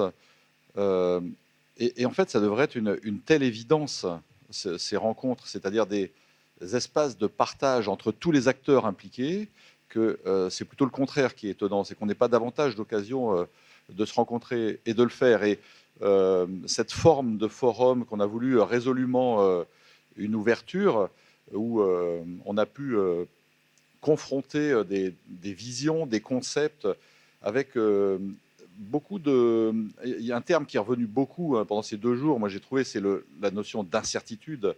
Et vraiment quelque chose de profondément partagé par tous, de la nécessité de confronter nos incertitudes et aussi de pouvoir partager avec les autres la mobilisation de méthodes différentes pour appréhender ces incertitudes. Et on a parlé de biomarqueurs, à certains moments on a parlé de psychomarqueurs. Je pense qu'on a touché du doigt des enjeux fondamentaux, ceux de, enfin pour moi, de la mesure de la subjectivité, par exemple, ou bien des rapports entre l'organique et le subjectif, pour pas dire... Il a fallu attendre presque 24 heures pour entendre le mot vérité. À un moment, quelqu'un a dit, mais quand même, avec Charles Dukertz, là, quand même, quand on voit un cerveau, là, c'est la vérité qui apparaît. Évidemment, ça nous fait sourire, c'est cette intensité de l'engagement et de cet espoir qui est de mieux cerner cette vérité qui nous échappe, d'autant plus qu'on se munit des outils des sciences humaines pour pouvoir y renoncer. Donc, merci infiniment d'avoir pu jouer ce jeu. Je pense que ce n'est qu'une première et que ces initiatives se développeront de la façon dont vous le souhaiterez, j'allais dire. Vous avez bien compris, on l'a répété, l'espace éthique, depuis son histoire, a beaucoup bénéficié des liens privilégiés avec Emmanuel et son équipe. Je pense que ici, il y a l'histoire d'un groupe de gens qui ont travaillé ensemble, qui associent des scientifiques, qui associent des médecins, qui associent des associations, qui associent des profs de droit, des sociologues. Et on a beaucoup été aidés aussi par l'espace de réflexion éthique d'Île-de-France, qui nous a toujours soutenus dans cette démarche et qui nous a à certains moments donné des impulsions pour aller plus loin. Et cet espace éthique deviendra ce que vous en ferez, c'est-à-dire que nous sommes là au service des initiatives que vous voudrez prendre pour animer des débats, pour prolonger ces expériences, pour lancer d'autres initiatives dans les laboratoires, dans les institutions. Et je crois que nous nous retrouvons complètement sur le fait que nos débats, ce n'est pas seulement des débats scientifiques, ce n'est certainement pas des débats intellectuels, c'est des débats au plus près de l'engagement de chacun, et je pense en premier aux patients et à leurs familles, puisque nous sommes, certains d'entre nous, soignants, médecins, et que c'est vraiment le sens profond. Et on l'a dit, et ça a été redit, et je ne vais pas le souligner, mais je le partage vraiment à 100%, c'est de la politique dans son sens le plus noble. Et si aujourd'hui on a à donner un sens à notre métier comme à notre engagement de citoyen, je pense que l'éthique est une façon d'en parler de la façon la plus digne et la plus respectueuse. Donc c'est grâce à vous, merci à tous, et je l'espère, prochaine rencontre du prochain forum de l'éthique de la recherche sur la maladie d'Alzheimer et maladie neurodégénérative.